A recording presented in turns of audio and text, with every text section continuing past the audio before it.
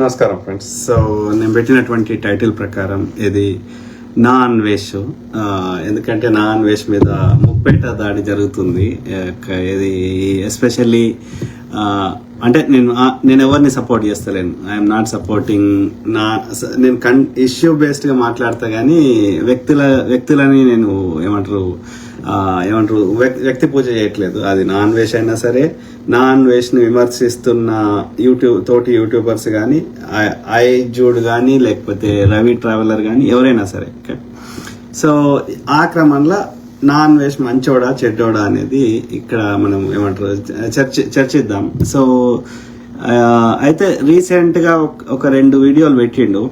Kind of is అంటే ఆయన చెప్పే విధానము, మాట్లాడే విధానము ఫన్నీగా, అంటే హీఈస్ మిమికింగ్. అంటే ఈ యొక్క గరికపాటి గారిని, చాగంటి గారిని ఏమంటారు మిమిక్ చేస్తున్నాడు. ఈ బ్రాహ్మణులు ఎవరైతే మనం తల్లి గర్భంలోకి వెళ్ళి వస్తే బ్రహ్మ ముక్కులకి వెళ్ళి వచ్చిందని చెప్పి ఇట్లా చెత్త అంతా నింపారు కదా.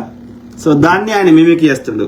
ఇప్పుడు అంబేద్కర్ గారు ఏది యొక్క బుద్ధిజంలోకి పోతా అంటే వీరికి నచ్చక సో నిన్నే 10వ విష్ణు అవతారం చేస్తా అన్నారు. అర్థమైందా? ఇప్పుడు దశావతారాలు చెప్తున్న అందరూ ఏది ఈ బ్రహ్మ చెప్పినటువంటి దాన్ని వ్యతిరేకించిన వాళ్ళే దశావతారాలు. సో అప్పుడు ఏమైతుంది, కొత్త మతం వస్తుంది. ఆ దశావతారాలు ఒక్కొక్కటి కృష్ణుంది ఒక కొత్త మతం వస్తుంది, కృష్ణ మతం వస్తుంది. రాముంది ఇంకో మతం వస్తుంది, ఇంకోరిది ఇంకో మతం వస్తుంది. అది రావద్దు అంటే వీళ్ళందరూ విష్ణుమూర్తి అవతారం అని చెప్పాలి. అంటే వీళ్ళకి నుంచి కంట్రోల్ పోకూడదు. వీళ్ళకి జైనిజం తోటి కొట్లాట లేదు, కానీ బుద్ధిజాన్ని బుల్డోజ్ చేశారు. బుద్ధిజం అట్లనే ఉంది. ఇప్పుడు మాట్లాడుతున్న హిందూయిజమే బుద్ధిజం. కానీ వీడి ఆర్యుడి చెత్తను తీసుకొని ఒక 5% ఆర్యుడి చెత్తను తీసుకొని వచ్చి అది ఇందులో కలిపి మేమే ఇదే హిందుత్వము, ఇదే సనాతనము, ఇదే మేము చేసినామని చెప్తాడు. వాని వేదాల్లో ఎక్కడ మీరు హిందూ శబ్దం కనిపించదు. సో ఈ చెత్త అంతా ఉన్నది.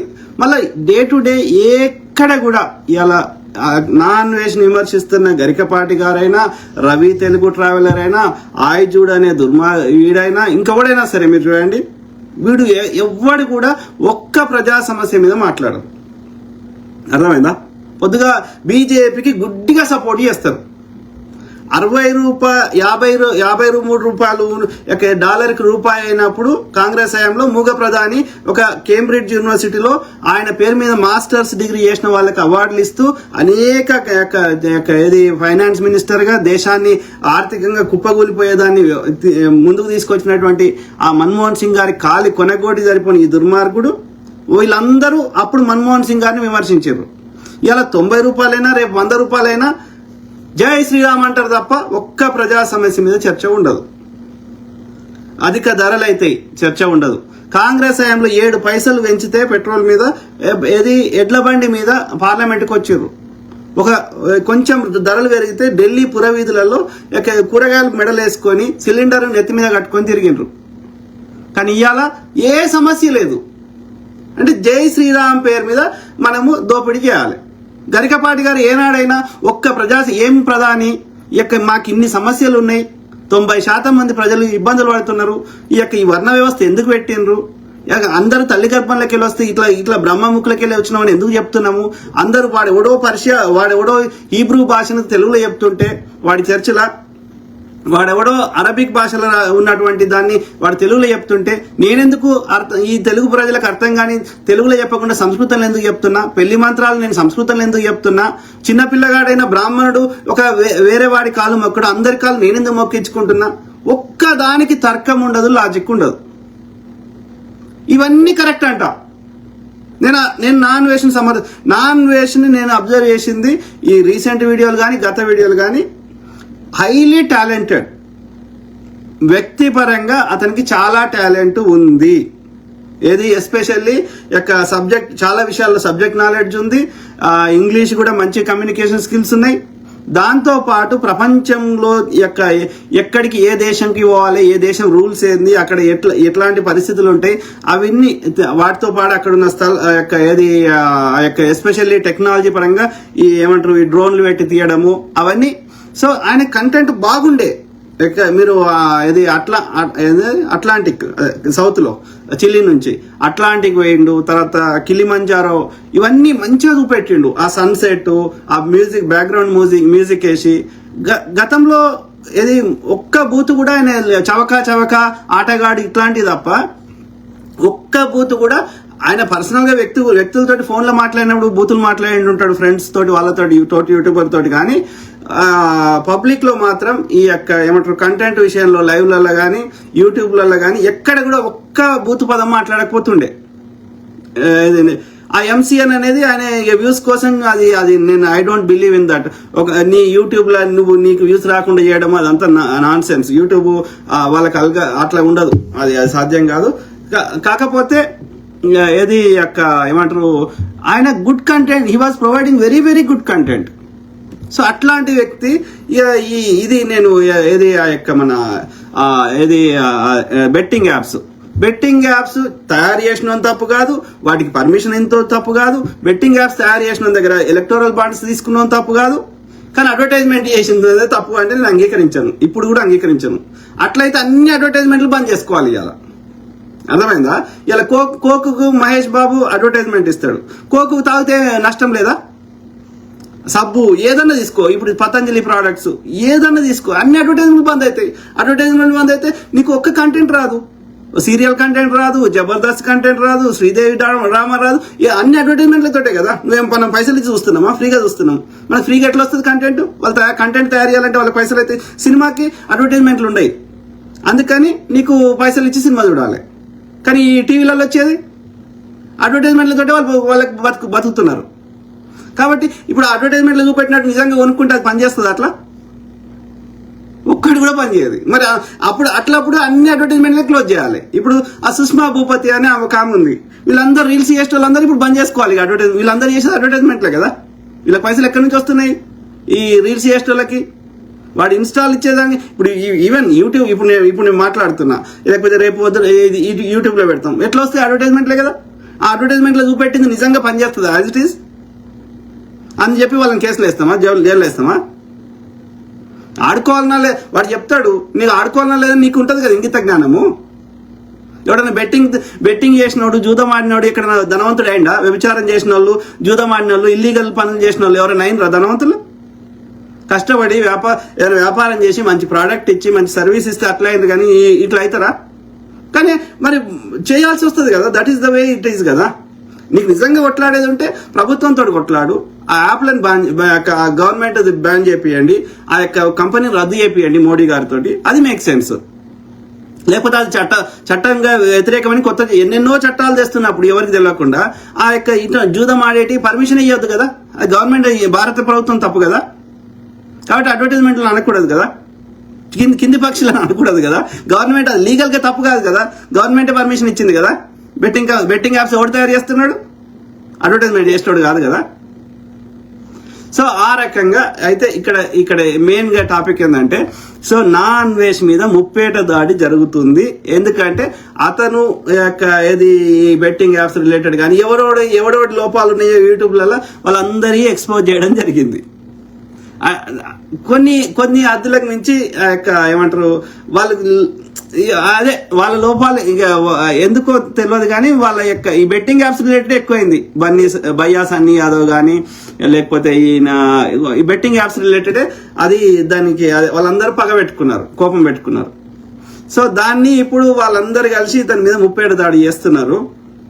సో కాకపోతే మొన్న రీసెంట్ గా మాత్రం ఏది ఈ పదాలు కొన్ని ఆయన ఇంటెన్షన్ వాజ్ గుడ్, ఆయన ఉద్దేశం మంచిదే. నేను అనేది ఆయన మహిళల ఆ విషయంలో నేను కాన్ఫ్లిక్ట్ చేస్తా. ఏది మహిళలు నేను చాలాసార్లు చెప్పినా మళ్ళీ చెప్తున్నా, డ్రెస్సింగ్ అనేది సిచ్యువేషన్ తగ్గట్టుగా వేసుకోవాలి. ఎక్కడ ఇప్పాలి ఎక్కడ వేసుకోవాలో తెలుసుకుంటే సరిపోతుంది. డ్రెస్ కోడ్ అని కొన్ని ప్లేస్లకి డ్రెస్ కోడ్ ఉంటుంది, అది పాటించాలి. ఎందుకంటే అక్కడ మనం పోయిన పర్పస్ వేరు కాబట్టి అక్కడ ప్రజల్ని కానీ డిస్ట్రాక్ట్ చేసే విధంగా, వాళ్ళ అటెన్షన్ డిస్ట్రాక్ట్ చేసే విధంగా, అక్కడ జరిగే కార్యక్రమానికి ఇబ్బంది కలిగే విధంగా మనం ప్రవర్తించకూడదు. కాబట్టి ఆయా ప్లేస్లలో మనం కొన్ని డ్రెస్ సెన్స్ పాటించాలి. అది గుడి కావచ్చు, ఆఫీస్ మీటింగ్ కావచ్చు, ఇంకోటి కావచ్చు. అక్కడ మనం పోయే పర్పస్ వేరు కాబట్టి అక్కడ మనము అటెన్షన్ డిస్ట్రాక్ట్ చేసుకునే విధంగా ఉండకూడదు. మనం పోయిన పర్పస్ వేరు కాబట్టి. ఇక అది కాకుండా వేరే పోతావు కదా, బీచ్లకు పోతావు, పబ్బులకు పోతావు, లేకపోతే నువ్వు ఓయో రూమ్లకు పోతావు, చేసుకో, ఏమన్నా చేసుకో, మాకు సంబంధం. రోడ్డు మీద నడుచుకుంటూ పోతావు, మాకు సంబంధం. కానీ ఒక పర్టికులర్ ప్లేస్కి పోయినప్పుడు డ్రెస్ కోడ్ పాటించాలి. అది ఆడైనా మగైనా. దానికి విచ్చలవిడితనానికి స్వేచ్ఛకి చాలా తేడా ఉంది. స్వేచ్ఛ అంటే అక్కడ ఆ ప్రాంతంలో ఉండే మెజారిటీ ప్రజలు కోరుకునే మెజారిటీ ప్రజలు ఏదైతే నమ్ముతారో దాన్నే రాజ్యాంగం చేస్తారు, దాన్నే చట్టం చేస్తారు. కాబట్టి మెజారిటీ ప్రజలు అన్ని చిన్న చిన్నవి కూడా చట్టం చేయలేరు కాబట్టి, అబద్ధం ఆడితే శిక్షించాలి ఇవన్నీ చేయలేరు కాబట్టి, ప్రతి చిన్నదాన్ని వాటిని ఎథిక్స్ మోరల్స్ అంటారు, విలువలు అంటారు. అక్కడి the laws of the land కానీ, the ethics and values of the land కానీ, అక్కడి ప్రజల యొక్క మనోభావాలకు తగ్గట్టుగా మనం ప్రవర్తించాల్సి ఉంటుంది. When you're in a Rome, be like a Roman. అర్థమైందా? అక్కడి సిచ్యువేషన్ తగ్గట్టుగా అక్కడి ప్రజలు ఏది యాక్సెప్ట్ చేస్తారో మెజారిటీ ప్రజలు ఆ ప్రకారం మనం మెలగాల్సి ఉంటుంది. నీకు నచ్చినా నచ్చకపోయినా తప్పదు. సింపుల్. ఓకే, దాన్నే రాజ్యాంగం అంటే ఏంది కదే. మెజారిటీ ప్రజలు ఏం కోరుకుంటే అదే. మెజారిటీ ప్రజల ఆలోచన విధానం మారితే అప్పుడు కొత్త చట్టం చేస్తాం, లేకపోతే రాజ్యాంగాన్ని అమెండ్ చేస్తాం. But we have to respect the emotions and sentiments of the majority people of that place. Islamic దేశం పోతే వాళ్ళ దేశాల, నార్త్ కొరియా పోతే వాళ్ళ దేశం తగ్గట్టుగా, ఇంకో దేశం పోతే చైనాకి పోతే వాళ్ళ దేశం తగ్గట్టుగా మనం ప్రవర్తించాల్సి ఉంటుంది. ఇవన్నీ రాజ్యాంగం రాసి శిక్షించారు చిన్న చిన్న వాటికి. కానీ అక్కడి ప్రజల యొక్క మనోభావాల్ని మనం గౌరవించాలి. సింపుల్. నీ డోర్ పెట్టుకున్నాక నీ ప్రైవేట్ ప్లేస్లో nobody cares. Okay, simple. So కాబట్టి దాన్ని మనల్ని ఎట్లా చిత్రీకరిస్తున్నారు అంటే నా స్వేచ్ఛను తీసేస్తున్నారు అంటున్నారు. నీకు స్వేచ్ఛ అంటే ఏందో ఫస్ట్ తెలుసుకో. స్వేచ్ఛకి విచ్చలవిడితనానికి తేడా ఏందో గమనించు. As simple as that. వాడు కామ కోరికని ప్రేమ అని చెప్పేటోళ్ళు చాలా మంది ఉన్నారు. ఈ యొక్క విచ్చలవిడితనానికి ఫెమినిజం అని, స్వేచ్ఛ అని పేరు పెట్టేటోళ్ళు చాలా మంది ఉన్నారు. That is not at all acceptable. So ఆ క్రమంలో మనం నాన్ వెజ్ గురించి మాట్లాడుతుంటే నేను గమనించింది ఏంటంటే, హీఈస్ హైలీ టాలెంటెడ్. దాంతోపాటు భాష మీద పట్టుంది, ఎస్పెషల్లీ తెలుగు మీద పట్టుంది. సో ఆయన ఏ మతాన్నైనా ఆచరించవచ్చు, కానీ ఆయన గమనించిన కాడికి ఆయన ఆడుకోరు, హిందూ ఉన్నాడు. సో ఈ సనాతన చెత్తలో ఉన్నాడు ఆయన కూడా. నేను ఇది పూజ చేసిన, అది పూజ చేసిన, ఓ చేల వినాయకుని, ఓ చేల భగవద్గీతను పట్టుకొని. So he's trying to prove I'm Hindu. అవసరం లేదు. నువ్వు మనిషి అయితే చాలు. నేను హిందూ అనేది, నేను క్రిస్టియన్ అనేది, నేను ఇంకోటి అనేది, నాకు ఒకవేళ అది ఉండాలి, నేను ఇది అంటే నాకు పుట్టుకతోటి కాళ్ళు పెట్టినట్టు, చెయ్యి పెట్టినట్టు, పనులు పెట్టినట్టు, ఈ యొక్క జుట్టు పెట్టినట్టు నా శరీరం మీద ఎక్కడో చోట నువ్వు హిందూరా అని టైప్ చేసి వచ్చేది. అర్థమైందా? సో రాలేదు అంటే కులము, మతము, ఇవన్నీ చెత్త మన మీద రుద్దబడుతున్నాయి సమాజంలో అని అర్థం.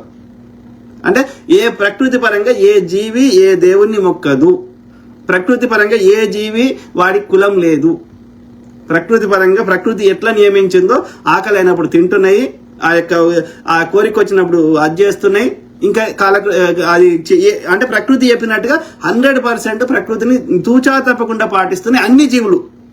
మనుషులు కూడా పాటించారు ఒకప్పుడు. ఇప్పటికి కూడా అడవి మనుషులు చాలా మంది పాటిస్తున్నారు, అడవులలో ఉండటం నేటికి కూడా ట్రైబ్స్. అంటే అట్లా నేచర్తో మమేకమై అన్ని జీవుల్లాగా ప్రశాంతంగా బతికిన మనము ఈ చెత్తని ఒక్కొక్క చెత్తని యాడ్ చేసుకుంటూ ప్రకృతి దూరంగా బతికి గతంలో రోగాలన్నీ బయటకెళ్ళి వచ్చేటి. బయట నుంచి పాము గరిచిందో, తేలు గరిచిందో, ఎండ కొట్టిందో, వాన కొట్టిందో, ఇంకోటి. ఇప్పుడు అన్ని లోపలికెళ్ళి వస్తున్నాయి రోగాలు. బీపీ, షుగరు, హార్ట్ అటాక్లు, ఇంకోటి చెత్త. ఎందుకని? ప్రకృతికి చాలా దూరంగా బతకడం అలవాటు చేసుకున్నాను. కానీ మిగతా జీవులు అన్ని ప్రకృతి పరంగా బతుకుతున్నాయి కాబట్టి అది ఏ ఇంజెక్షన్ తీసుకోకుండా ఇంకా మనం వాటి లైఫ్ని కూడా మనం ఇబ్బంది పెడుతున్నాం. ఆ పొల్యూషన్ చేసి ప్రకృతి జీవులను కూడా ఇబ్బంది పెడుతున్నాం. లేకపోతే తాబేలు 200, 300 సంవత్సరాలు బతకాలంటే బతుకుతున్నది, రేపటి కోసం దాచిపెట్టుకోకుండా. సో కాబట్టి ఇవన్నీ ఆలోచించండి. మనం ఏదైనా మన బెటర్మెంట్ ఏంది, ప్రజలు కట్టిన ట్యాక్సుల్ని ఎట్లా సద్వినియోగం చేసుకోవాలి, దీని మీద చర్చ ఉండాలి. ఉమెన్ ఎంపవర్మెంట్ అంటారు. ఉమెన్ ఎంపవర్మెంట్ అంటే ఏంది? పురుషుడు ఏ పనులన్నీ చేయగలుగుతాడో స్త్రీ కూడా చేయగలుగుతుంది. ఒక జన్యుపరంగా ఏది పిల్లలుగానే కార్యక్రమము అది సృష్టిపరంగా వేరే ఉంది కాబట్టి ఆ ఒక్క పని తప్ప ఆమెకు కూడా బ్రెయిన్ ఉంది, ఆమె కూడా కాళ్ళు చేతులు ఉన్నాయి, ఆమె కూడా పురుషుడిలాగా ఆలోచించగలుగుతుంది, ఆమెకు కూడా కండలు ఉన్నాయి. సో పురుషుడు చేసే దాదాపు అన్ని పనులు స్త్రీ చేస్తున్నారు, చేయగలుగుతుంది. సో అలా చేయకుండా వాళ్ళని ఇబ్బంది పెడితే ఎస్ దాని గురించి కొట్లాడండి. నేను డాక్టర్ అయితే అంటే ఎవడన్నా కానియకపోతే అడగండి. మీకు సమాజంలో సొసైటీలో వస్తే మీకు సెక్యూరిటీ లేకపోతే అడగండి. దాన్ని ఎంపవర్మెంట్ అంటారు. కానీ ఏది ఏ బట్టలు వేసుకోవాలి ఏ బట్టలు వేసుకోవద్దు సిచ్యువేషన్ తగ్గట్టుగా బట్టలు వేసుకోవాలి. మగవాడైనా ఆడవాళ్ళైనా సమాజ మెజారిటీ ప్రజల యొక్క మనోభావాలు దెబ్బతీసే విధంగా మన పోయిన పర్పస్ డిస్ట్రాక్ట్ చేసే విధంగా బట్టలు వేసుకోకూడదు. ఎస్ నువ్వు బీచ్కి పో, అక్కడ న్యూడ్ బీచ్ ఉంటే మొత్తం ఇప్పు, లేదు ఒక ఫోన్ చేసేది ఉంటే ప్రైవేట్గా చేసుకో. అప్పుడు 18 ఏళ్ళు దాటిన వాళ్ళకి లేకపోతే ఫోన్ సినిమాలు దిగి 18 ఏళ్ళు దాటిన వాళ్ళకి 18+ అని పెట్టి ఏ సర్టిఫికేట్ ఇచ్చి అలా ఓన్లీ 18+ ఉన్న వాళ్ళకే పంపిస్తారు. నువ్వు పబ్లిక్లో వచ్చి ఇష్టం ఉన్నట్టు చేస్తే చిన్నపిల్లలు ఉంటారు. వాళ్ళకి చిన్నపిల్లలకి ఈ యొక్క అడల్ట్ కంటెంట్ వాళ్ళకి ఇంకా బ్రెయిన్ ఎదగలేదు కాబట్టి, వాళ్ళ విచక్షణ జ్ఞానం లేదు కాబట్టి, వాళ్ళకి ఎట్లాంటి కంటెంట్ నువ్వు టీవీలో వచ్చి ఇంకో పబ్లిక్ ప్లేస్లో వచ్చి చూపెడితే వాళ్ళకి చిన్నపిల్లల యొక్క మైండ్ కరప్ట్ చేస్తున్నాం మనం. నీకేం హక్కు ఉంది? అవునా కాదా? ఎందుకంటే ఐడియల్ కండిషన్లో నేచర్ ప్రకారం బట్టలు వేసుకొనే వద్దు, కానీ నేచర్కి చాలా దూరం వచ్చేసినాం మనం. సో అట్లా తయారు చేసి కరప్ట్ చేసారు మన మైండ్స్ని. ఇప్పుడు కరప్ట్ చేసిన మైండ్స్ని మళ్ళీ అట్లా ఆలోచిస్తా అంటే ఇమీడియట్గా అవుతుందా? సాధ్యం? అది 1000 సంవత్సరాల నుంచి కరప్ట్ చేసిన mind. So it takes time to మళ్ళీ నేచర్ దగ్గరకు తీసుకోవడానికి టైం పడుతుంది. సో ఆ క్రమంలో అన్వేష్ గురించి మెయిన్గా ఏంటంటే ఈజ్ ఏ గుడ్ ఈ సో కాల్డ్ ఆయనను విమర్శిస్తున్న దుర్మార్గుల కంటే 1000 రెట్లు ఈజ్ ఏ కైండ్ హార్టెడ్, మంచి దయాగుణం ఉన్న వ్యక్తి, సబ్జెక్ట్ నాలెడ్జ్ ఉన్న వ్యక్తి, స్వార్థ ప్రయోజనాలు లేని వ్యక్తి. ఓకే, ఇప్పటివరకు ఆయన చెప్పిన దాన్ని బట్టి మనం వాళ్ళ యొక్క కొంతమంది ఏమంటారు విలేకరులు కూడా వాళ్ళ ఇంటికి పోయి చూపెట్టిండ్రు. ఆయన విశాఖపట్నం దగ్గర విశాఖపట్నం నుంచి కొంచెం దూరంలో ఒక చిన్న పల్లెటూరులో వాళ్ళ ఇల్లు ఉంది. 49 గజాల ఇల్లు అంట. ఆలోచించండి, 100 గజాల ఇల్లు అంటేనే చిన్నగా అనిపిస్తుంది. 49 గజాలు అంటే ఏముంటుంది? చాలా చిన్నగా ఉంది. 2 ఫ్లోర్లు కట్టుకున్నారు. అలా నడవరాదు, తిరగరాదు. వాళ్ళ ఫాదరు మెంటల్లీ ఏదో ఇదైంది, రిటార్డెడ్ టైప్ ఉన్నాడు. ఆయన ఎక్కడ ఏమంటారు ఏమంటారు గార్డ్ ఉంటారు చూడు, అదే ఏమంటారు వాళ్ళ కాపలా ఉంటారు, ఆ టైపు ఉండేనంట. తర్వాత వాళ్ళ మదర్కి కూడా యాక్సిడెంట్ అయింది. ఆమె కూడా పెద్దగా ఎక్కువ అంటే ఓవరాల్ డబ్బుల పరంగా అంత ఆర్థికంగా లేరు. తమ్ముడు కూడా పెద్దగా చదువుకున్నది లేదు. సో ఈయన ఇక ఏం చేయాలో అర్థం కాక ఇంట్లో తిడితే, సో ఆయన ఏమంటారు షిప్లో క్లీనింగ్ పని అవన్నిటికి ఆయనకి ఏదో జాబ్ దొరికితే, అది కోవిడ్కి ముందు 3 ఏళ్ళు ఏమో చేస్తే, అది ఎందుకంటే ఆ షిప్ అమెరికా కంపెనీది కానీ అది ప్రపంచం అంతా తిరుగుతుంది. అట్లా ప్రపంచం అంతా తిరగడం వల్ల ఈ ప్రపంచం గురించి ఆయనకు అన్ని దేశాల గురించి ఎంతో కొంత అవగాహన వచ్చింది ఆ షిప్లో తిరగడం వల్ల. సో అట్లా వచ్చినాక కోవిడ్ వచ్చినప్పుడు ఆయన ఉద్యోగం పోయిన తర్వాత ఏం చేయాలో అర్థం కాక ఆయన చనిపోతాము, ఆత్మహత్య చేసుకుంటా అని అనుకున్న వ్యక్తికి ఇట్లా ఈ వీడియోలు చేసి పెట్టడము, ఇదంతా అది ఒక డిఫరెంట్ డైరెక్షన్ లో ఈ యూట్యూబ్ లో పెట్టడం, ఈ ట్రావెలింగ్ అనేది స్టార్ట్ అయింది ఆయన కెరియర్ ఈ కోవిడ్ తర్వాత. So he was providing good content. So అక్కడి నుంచి ఇక ఆయన పెళ్లి కోవిడ్ అయినాక ఉద్యోగం పోయినాక మరి ఏమైందో తెలియదు, కానీ ఆ యొక్క పెళ్లి కూడా క్యాన్సిల్ అయిందంట. సో ఇక పెళ్లి అయ్యే అవకాశం కనిపిస్తలేదు, చేతిలో డబ్బులు లేవు, ఉన్న ఉద్యోగం పోయింది, ఏం చేయాలో అర్థం కానప్పుడు ఇక ఈ ట్రావెలింగ్ లో వచ్చిన తర్వాత అప్పటికే ఏజ్ మీద పడ్డది, 48 ఏమంట ఆయన ఏజ్. సో కాబట్టి ఇప్పుడు ఈ పరిస్థితులలో ఇప్పుడు ఆయన ఏమంటారు ఇక ఎట్లయినా పెళ్లి అయ్యేటట్లేదని ఆయన ఏదో ఇక బయట ఏదో అట్లా అమ్మాయిలతోటి, సో ఓకే చేసుకో, నేను వద్దనలేను, ఆ అమ్మాయికి అబ్జెక్షన్ లేనప్పుడు నీకు అబ్జెక్షన్ లేనప్పుడు ఏమన్నా చేసుకో, మాకు సంబంధం లేదు. కానీ పొద్దుగా లేస్తే నీ పర్సనల్ సెక్స్ లైఫ్ ని అందరికి చెప్పాల్సిన అవసరం లేదు, ప్రజలందరికీ చెప్పుకోవాల్సిన అవసరం లేదు కదా, రైట్? సో అదొకటి ఆయన చేసిన ఒకటి ఏంటంటే ఆయన సెక్స్ లైఫ్ ని ప్రజలందరికీ చెప్పాల్సిన అవసరం, నేను ఆటగాన్ని అని చెప్పాల్సిన అవసరం లేదు, ఫస్ట్ థింగ్. రెండోది ఆయన he can provide good content, ఏది ఆ యొక్క ట్రావెలింగ్ రిలేటెడ్. సో అది కాకుండా ఏమంటారు ఈ మధ్య కాలంలో ఈ మధ్య కాలంలో ఈ యొక్క బూతుల పరంపర ఎక్కువైపోయింది, మరీ ఎక్కువైపోయింది, విచ్చలవిడితనం అయిపోయింది. ఓకే ఆయనకు డిఫరెంట్ ఒపీనియన్ ఉంది, ఓకే రాముడు శంభుకుని ఎందుకు చంపిండు అడగవచ్చు. కర్ణునికి ఏది అతని యొక్క ఈ బండి నడిపే కులం అని చెప్పి అతనికి దుర్యోధనుడు రాజ్యం ఇస్తా అంటే కూడా ఎందుకు వద్దు అన్నాడు అడగొచ్చు, అవునా కదా? ఎందుకు ఈ కుల వ్యవస్థను పెంచి పోషించడం అడగవచ్చు. ఆయన నీవు గురువు అనుకొని ఆయన చేస్తే ఏకలవ్యుని యొక్క బొటన వేలు ఎందుకు కోసేసినావు అడగవచ్చు, ఏం తప్పు కాదు. అర్థమైందా? ఇప్పుడు అన్వేషే కాదు, అన్వేష్ కంటే ముందు కానీ అన్వేష్ తర్వాత కానీ అనేక మంది ఈ చెత్త పుస్తకాలని ఎలాంటి చారిత్రక ఆధారం లేకుండా ఈ చెత్త చెప్తే విమర్శించిన వారు, పుస్తకాలు రాసిన వారు. ఆమె పేరు ముప్పాల రంగనాయకమ్మ, ఆమె రామాయణమే రాసింది, ఇంకో రామాయణమే. సో అట్లా ఎంతో మంది, ఈవెన్ అంబేద్కర్ గారు రాయలేదా the riddles of the Rama and Krishna రాయలే? అంటే ఏంది, చిక్కుముడులు ఉన్నాయి, నాకు అర్థమైతే లేదు, ఇలా లాజిక్ లేదు అని రాసిండు ఆయన ఇప్పుడు నేను చెప్పినటువంటి పాయింట్స్ని. అట్లా ఇల్లాజికల్గా చెత్త అంతా చెప్పిండ్రు. ఈవెన్ చాగంటి గారు, నేను షికాగోలో టెంపరీగా ఒక ప్రాజెక్ట్ చేస్తున్నప్పుడు అప్పుడు నేను చాలా అభిమానించేవాడిని. నేను పరమ శివభక్తునిగా ఉండి అది ఈ చాగంటి గారు ఒక డిఫరెంట్ టోన్లో చెప్తుంటే అరే చాలా బాగా చెప్తుండని వినేవాడిని ఆ ట్రైన్లో పోతూ వస్తూ. సో ఆయన ఏమంటాడు, ఆ యొక్క పరమశివుడు బ్రహ్మను పరమశివుడు అనుకుంటా, పరమశివుడి యొక్క ఆమె ఎవరినో చూస్తే ఆయనకు స్ఖలనమైందంట, అంటే వీర్యం బయటకు వచ్చిందంట. ఆ వీర్యము జింక నోట్లకు పోయిందంట. ఆ జింక నోట్లకి వెళ్ళి చేపలకు పోయిందంట. చేపలకి వెళ్ళి ఆ బిడ్డ పుట్టిందంట. ఎట్లా సాధ్యం రా ఇది? కొంచెం మేక్ సెన్స్ ఉండాలి కదా. 4 తలకాయలు ఎట్లా సాధ్యం రా అయ్యా? ఇదే ప్రధానమంత్రి ఏమని చెప్తాడు, ఇప్పుడు లేని టెక్నాలజీ ఆ రోజే ఉందంట, ఇప్పుడు కూడా లేదా టెక్నాలజీ. 4 చేతులు పెట్టండి ఎవరికైనా చూద్దాం, 4 తలకాయలు పెట్టండి చూద్దాం.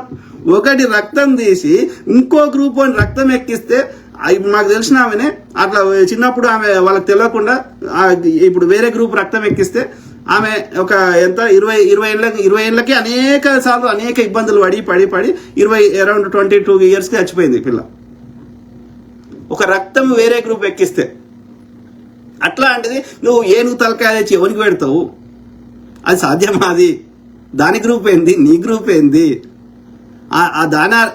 అది ఇంకా రీసెర్చ్ జరుగుతుంది కానీ అది ఇప్పుడు ఆ జంతువులో ఉండేటువంటి వైరస్లు నీ లోపల ఎక్కితే నీకు కోవిడ్ వచ్చింది. అట్లాంటిది దాని ఆర్గాన్ నీకు ఎట్లా ఫిట్ అవుతుంది రా అయ్యా? సో స్టిల్ రీసెర్చ్ అవుతుంది, అంత అది ఎంతవరకు సక్సెస్ అవుతుంది ఎవరికి తెలియదు. సో అట్లాంటిది వీడు ఎవడు వాడితే వాడు ఏది వాడితే చెప్తా, ఏది తలకాయ పెడతా, వాడికి 4 చేతులు పెడతా, ఎట్లా సాధ్యం రాయి? నిజంగా సాధ్యమైతే పెట్టండి కదా. వీడి మంత్రాలతో పెడతారా, ఎట్లా పెడతారో పెట్టండి కదా. అది నేచర్ అట్లా అలౌ చేయదు, అర్థమైందా?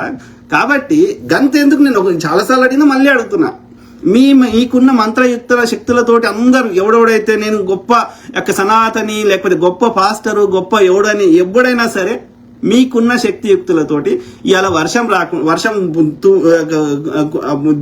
పడుతుంటే వర్షం ఆపండి, సూర్యుడు తూర్పున వచ్చేటోని పడమర వచ్చేటట్టు చేయండి, ఓకే, భూమిని 24 గంటలు తిరిగేది 25 గంటలు తిరిగేటట్టు చేయండి. ఏమన్నా కొంచెమన్నా చిన్న మార్పు చేస్తే మేము నమ్ముతాం. నీకు రోగం వస్తే హాస్పిటల్ చూపెడతావు, నువ్వు నా రోగాలు తగ్గిస్తాడని నమ్మాలన్నా. సో ఆ క్రమంలో yes, Anvesh is highly talented and kind hearted and అతని బ్యాక్గ్రౌండ్ చాలా ఏమంటారు ప్యాథెటిక్ బ్యాక్గ్రౌండ్ నుంచి వచ్చిండు. ఇంకా దాంతోపాటు ఆయనకి యూట్యూబ్లో వచ్చిన పైసలన్నీ ఆయనే వాళ్ళ ఇంటికి ఇస్తలేడు, ఆయన ఖర్చు పెట్టుకుంటలేడు. ఆయన ఏదో చిన్న ఖర్చు పెట్టుకుని ఎంజాయ్ చేసిన లిటిల్ బిట్ ఎంజాయ్ చేసినా కానీ మోస్ట్లీ దానం చేస్తున్నాడు. సో కానీ అది ఆ దానం ఓకే, ఆయన కష్టానికి ఆయన యొక్క టాలెంట్కి డబ్బులు వచ్చినప్పుడు అట్లీస్ట్ ఒక 50% దానం చేసినా 50% ఆయన ఉంచుకోవాలి. ఎందుకంటే ఎల్లకాలం వ్యూస్ రాకపోవచ్చు, ఎల్లకాలం డబ్బులు రాకపోవచ్చు, అప్పుడు ఏం చేస్తావు? అయినా సరే ఆయన కైండ్ హార్టెడ్గా దానం చేస్తున్నాడు. సో చాలా మంచి లక్షణాలు ఉన్నాయి. ఈవెన్ నా తిట్టినప్పుడు కూడా ఇంటెన్షన్ వాజ్ గుడ్, అతని ఉద్దేశం మంచిది, కానీ ఆ చెప్పే విధానము అది ఏమంటారు ఈ యొక్క ఇప్పుడు ఆయన చాగంటి ఏదో మాట్లాడిండు, ఓకే, ఆయన అన్నది కరెక్ట్, లాజికల్ పాయింటే. ఏది నిన్న మాట్లాడిండు అన్వేష్, ఏది ఈయన ఏమంటాడు చాగంటి, ముసలివాడైనా నాకే ఆగుతలేదు అంటాడు. ఆగడం గురించి కాదు, ఎందుకు ఆగది కాదు, చిన్న బట్టలు లేకుండా నీకు బిడ్డ పుడితే నీకు కోరికలు వస్తాయా? నీకు పుట్టిన బిడ్డకి ఇప్పుడు అమెరికాలో తల్లిదండ్రులు ఉంటారు, వాళ్ళ పిల్లలకి డైపర్ చేంజ్ చేయరా? ఆడబిడ్డ అయినా మగ బిడ్డ అయినా తండ్రి అయినా తల్లి అయినా వస్తున్నాయా నీకు ఫీలింగ్స్? వస్తే నువ్వు మనిషివి కాదు. వస్తాయి అట్లా సాధ్యం అది? నేను చిన్నగా ఉన్నప్పుడు మా అమ్మ నాకు 1లు 2లు అన్నీ చేసి క్లీన్ చేసి ఉంటుంది కదా, రైట్? ఆమె స్థానానికి పాలు ఇచ్చి ఉంటుంది కదా. నన్ను చూస్తే ఆ ఫీలింగ్స్ వచ్చినాయి ఆమెకి? వస్తాయి అట్లా? అట్లా వస్తే డాక్టర్ వాళ్ళ వృత్తి చేయలేడు. ఇప్పుడు గైనకాలజిస్ట్ మగ ఆయన ఉంటాడు, ఆడామె ఉంటాడు. ఇప్పుడు ఆ మగ గైనకాలజిస్ట్ దగ్గరికి ఆడ పేషెంట్ పోతే ఇవన్నీ ఫీలింగ్స్ వస్తే వాడు డాక్టర్ వృత్తి ఏం చేస్తాడు? అట్లా అయితే సాధ్యమా అది? నేను అడుగుతున్నా. ఇప్పుడు మసాజ్ చేసే వాళ్ళు ఉంటారు, వాళ్ళకి కోరికలు వస్తే వాళ్ళు మసాజ్ ఏం చేస్తాడు? I don't understand. చూస్తే రావద్దురా అయ్యా. కానీ అయినా సరే మన మైండ్ కరప్ట్ అయింది కాబట్టి. కానీ నువ్వు వృద్ధుడివి కదా, నువ్వు లైఫ్ అన్నీ చూసినావు కదా. ఈ ఏజ్లో నువ్వు ఏం ఆడామని చూడలేదా? నీ భార్యతో శృంగారం చేయలేదు? 2 భార్యలు ఆయనకి గరికపాటికి. మొదటి భార్య మొన్ననే వచ్చి పొట్టు తిట్టిపోయింది, చూడలేదా? నువ్వు స్త్రీ భాగాలు, శరీర భాగాలు చూడలేదా? కొత్తగా చూస్తున్నావా? అంటే నీకు ఆ యొక్క నువ్వు యొక్క రమణ మహర్షి ఆయన గోషి కట్టుకున్నాడు. ఆయన కట్టినరు, ఆయన కూడా కట్టుకోలే, ఎందుకంటే ఆయన ఈ లోకంలో లేడు.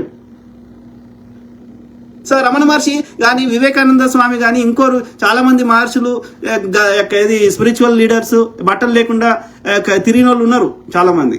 ఎందుకంటే వాళ్ళకి వాళ్ళ శరీరం మీద దేని మీద ధ్యానం లేదు. They are enjoying the blissfulness. వాళ్ళ ఒక డిఫరెంట్ లోకంలో ఉన్నారు. వీళ్ళు దొంగలు. ఒక రమణ మహర్షిని ఎన్నడన్నా ఏ మతం కూడా అయినా తిట్టంగా చూసిర్రా మీరు ఎవరన్నా? నేనైనా ఎప్పుడైనా నెగిటివ్గా మాట్లాడగా చూసిర్రా? They are the real spiritual leaders. వాళ్ళు ఈ సృష్టి ఎట్లా జరుగుతుంది, ఏం జరుగుతుంది అర్థం చేసుకునే ప్రయత్నం చేసి ఈ క్వాంటమ్ మెకానిక్స్ అంటే ఏంటో తెలుసుకొని దాన్ని ప్రజలకి చెప్పాలని వాళ్ళ ప్రయత్నం వాళ్ళు చేశారు. ఎంతవరకు సక్సెస్ అయ్యారు అనేది తర్వాత ముచ్చట. కానీ వీళ్ళలాగా దొంగ ముచ్చట్లు చెప్పలే. ఒక ఆధారం లేకుండా, ఒక తర్కానికి అందకుండా చెత్త నింపి ఆ చెత్త మీద ఏమంటారు పైసలు ఎరుకోలే. నేను ఒక్క మతం చెప్తలేను, ఒక గరికపాటిని అంటలేను, దొంగ పాస్టర్ల గురించి కూడా చెప్తున్నా. ఓకే, మతం పేరు చెప్పి మతం అనేది ఒక జీవన విధానం కోసం ఉంటే సంతోషమే, ఒక విలువలతో బతుకుతా అంటే సంతోషమే. కానీ దాని పేరు మీద మూఢనమ్మకాలు చెప్తా, దాని పేరు మీద పైసలు వసూలు చేసుకుంటా, నేను ఏం పని చేయ, వ్యవసాయం చేయ, డాక్టర్ పని చేయ, సైంటిస్ట్ పని చేయ, కంప్యూటర్ పని చేయ, ఏ పని చేయ, నా కాళ్ళు వాడా, నా శరీరం వాడా, ముచ్చడి చెప్పి కూర్చున్న దగ్గర అందరి దగ్గర పైసలు వసూలు చేసుకుంటా అంటే అది కరెక్టా? సో ఆ క్రమంలో నాకు ఈ వయసులోనే నాకు ఆగుతలేదు, నేను ముసలోనైనా అంటే అది నీ లోపాన్ని నువ్వు బయట పెట్టుకుంటున్నావు Garikapati garu. You're exposing yourself. Sir కానీ నేనేమంటున్నా అంటే ఎస్, అట్లా అన్నందుకు ఈయనేమంటాడు మన యొక్క అన్వేష్, నీ వృషణాలు కట్ చేస్తే చక్కగా అవుతావు అంటాడు. ఆయన ఇంటెన్షన్ వాజ్ గుడ్. ఏది అవి కట్ చేస్తే ఇక నీకు లేవది ఇదంతా కాదు, నీకు కోరికలు రావు. ఆయన intention was good, but the way he says is wrong. ఆ చెప్పే విధానం తప్పున్నది. అంటే క్యాజువల్గా ఇది ఏమంటారు ఏదో మాట్లాడుకుంటారు, తిట్టుకుంటా అట్లా. కానీ నువ్వు నీకు ఒక బిగ్గర్ వ్యూస్ ఉన్నాయి, నువ్వు ఒక పాపులర్ ఇన్ఫ్లుయెన్సర్ అయిపోయినప్పుడు నువ్వు మాట్లాడేది మాట చాలా జాగ్రత్తగా, ఒక ఏమంటారు ఒక సంస్కారంగా. ఇప్పుడు నీ ఇంటెన్షన్ ఎంత మంచిగా ఉన్నా, నువ్వు ఎంత మంచి ఉద్దేశంతో మార్పు తేవాలని ప్రయత్నం చేసినా, కానీ నువ్వు దాన్ని ఇంకో రకంగా నెగిటివ్ చేసుకుంటున్నావు కదా, జస్ట్ బికాస్ నీ వాడే పదజాలం ఇది చేసుకొని నెగిటివ్ చేసుకొని. లేకపోతే your intention is really good. అర్థమైంది? వీళ్ళున్న చెత్తని కడిగేయాలని ప్రయత్నం చేస్తున్నావు, కానీ ఆ వాడే పదజాలాన్ని కొంచెం మంచిగా వాడి ఉంటే. ఇప్పుడు మంచిగా లాస్ట్ 2 వీడియోస్ మంచిగా మాట్లాడిండు. నేనే బ్రహ్మ, అది ఈ మిమిక్ టీమ్ ఏది ఈ చెత్త వీళ్ళు నింపుతారు కదా, నేనే బ్రహ్మ, అహం బ్రహ్మాస్మి చెత్త అంతా నింపుతారు కదా. ఈ చెత్తకి ఆయన కౌంటర్ గా చెప్పిండు, నేనే బ్రహ్మరా, నేనే ఇదిరా అని చెప్పి. అంటే ఈ చెత్త చెప్పొద్దని. సో ఆ క్రమంలో ఈజ్ కైండ్ హార్టెడ్ మ్యాన్, దయ ఉన్న వ్యక్తి, స్వార్థ ప్రయోజనాలు లేని వ్యక్తి, ఏది ఏమంటారు టాలెంట్ ఉన్న వ్యక్తి. కాకపోతే ఒక్క విషయంలో మాత్రం ఆయన హీ ఆల్సో మిస్అండర్స్టూడ్. స్వేచ్ఛకి డ్రెస్ కోడ్ కి చాలా డిఫరెన్స్ ఉంది. ఆయన డ్రెస్ కోడ్ అనేది ఎందుకు తెలుస్తలేదు అంటే, ఆయన ఒక పర్టికులర్ ఆఫీస్ లో కానీ ఎక్కువ రోజులు పనిచేయలే. ఆయన ఈ షిప్పులల్లా గిప్పులల్లా ఈ ఊడ్చేటి తుడిచేటి చేస్తే దానికి పెద్ద డ్రెస్ కోడ్ ఉండదు. ఈ బీచ్ లో నువ్వు వీడియోలు చేస్తే డ్రెస్ కోడ్ ఉండదు. కానీ నువ్వు ఒక కార్పొరేట్ ఆఫీస్ లో పనిచేయి, డిఫరెంట్ ఉంటుంది. You need to have dress code. ఒక సాఫ్ట్వేర్ ఐటీ కంపెనీలో పనిచేయి, యూనిట్ వేరే డ్రెస్ కోడ్. నువ్వు ఐటీ ఆఫీస్కి ఆడైనా మగైనా చిన్న చిన్న వాటిని రావకూడదు. You need to wear proper dress.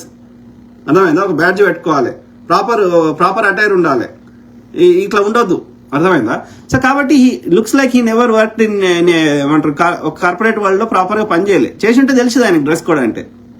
So ఇప్పుడు ఆ కార్పొరేట్ ఆఫీసోడు వాడు డ్రెస్ కోడ్ పెడితే నా స్వేచ్ఛను తీసేసిందంటే నేను ఏం చెప్పాలి? ఎవరికి చెప్పాలి? నువ్వు ఎందుకోసం పోయినావు అక్కడికి? కోడ్ రాయడానికి, ఆ తోటి వర్కర్స్ తోటి కానీ అక్కడ ప్రాజెక్ట్ కంప్లీట్ చేయడానికి, ఆ యొక్క నీకు ఇచ్చిన టాస్క్ కంప్లీట్ చేయడానికి పోయినావు కదా. నీ స్కిన్ షో చేయడానికి పోలే కదా అక్కడికి.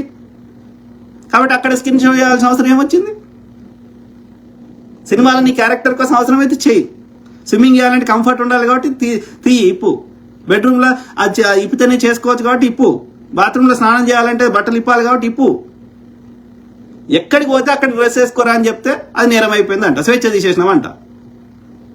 ఈ మహిళా కమిషన్ చైర్మన్ కూడా సీతక్క ఏం చెప్తుంది, శారదా నేరెళ్ళ గారు మీకు బుద్ధి ఉందో లేదో, మీకు ఆ పొజిషన్ ఎందుకు మీకు తప్పుగిచ్చిర్రా అనిపిస్తుంది నాకు. పోలీసు చేసే పని నీకెందుకమ్మా? నీకు మహిళా కమిషన్ యొక్క బాధ్యతలు తెలుస్తలేవు. నువ్వు కూడా ఒక సూడో ఫెమినిస్ట్ తయారైనవు శారదా నేరెళ్ళ గారు. మహిళా శాఖ శిశు మహిళా శాఖ మంత్రి, సాంఘిక శాఖ మంత్రి అయినటువంటి సీతక్క గారు ఏం చెప్తున్నారు? ఇప్పుడు ఆ కాంగ్రెస్ నేత సంధ్యారెడ్డి గారు ఏం చెప్తున్నారు? ఇంకొకరు ఏం చెప్తున్నారు? నేనైనా ఏం చెప్తున్నా? నేను ఇప్పొద్దు అంటలేను, ఇప్పమంటలేను. సిచ్యువేషన్ తగ్గట్టుగా డ్రెస్ వేసుకో అని చెప్తున్నాం.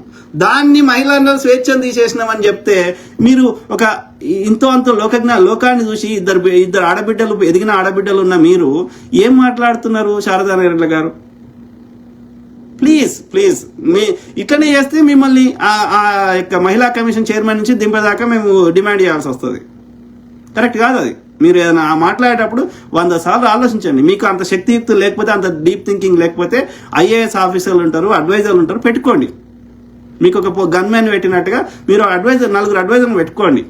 దీని ఇంపాక్ట్ ఏంది, ఇది నిజమా కాదా, చట్టం ఏం చెప్తుంది, ప్రపంచ దేశాలు ఏం చెప్తున్నాయి, ప్రాపర్గా దాని గురించి మీరు ఓన్ రీసెర్చ్ చేసినాక అప్పుడు రెస్పాండ్ కాండి. మీరు ఒక ఉన్నత స్థానం నుండి you give wrong messages, correct కాదు అది.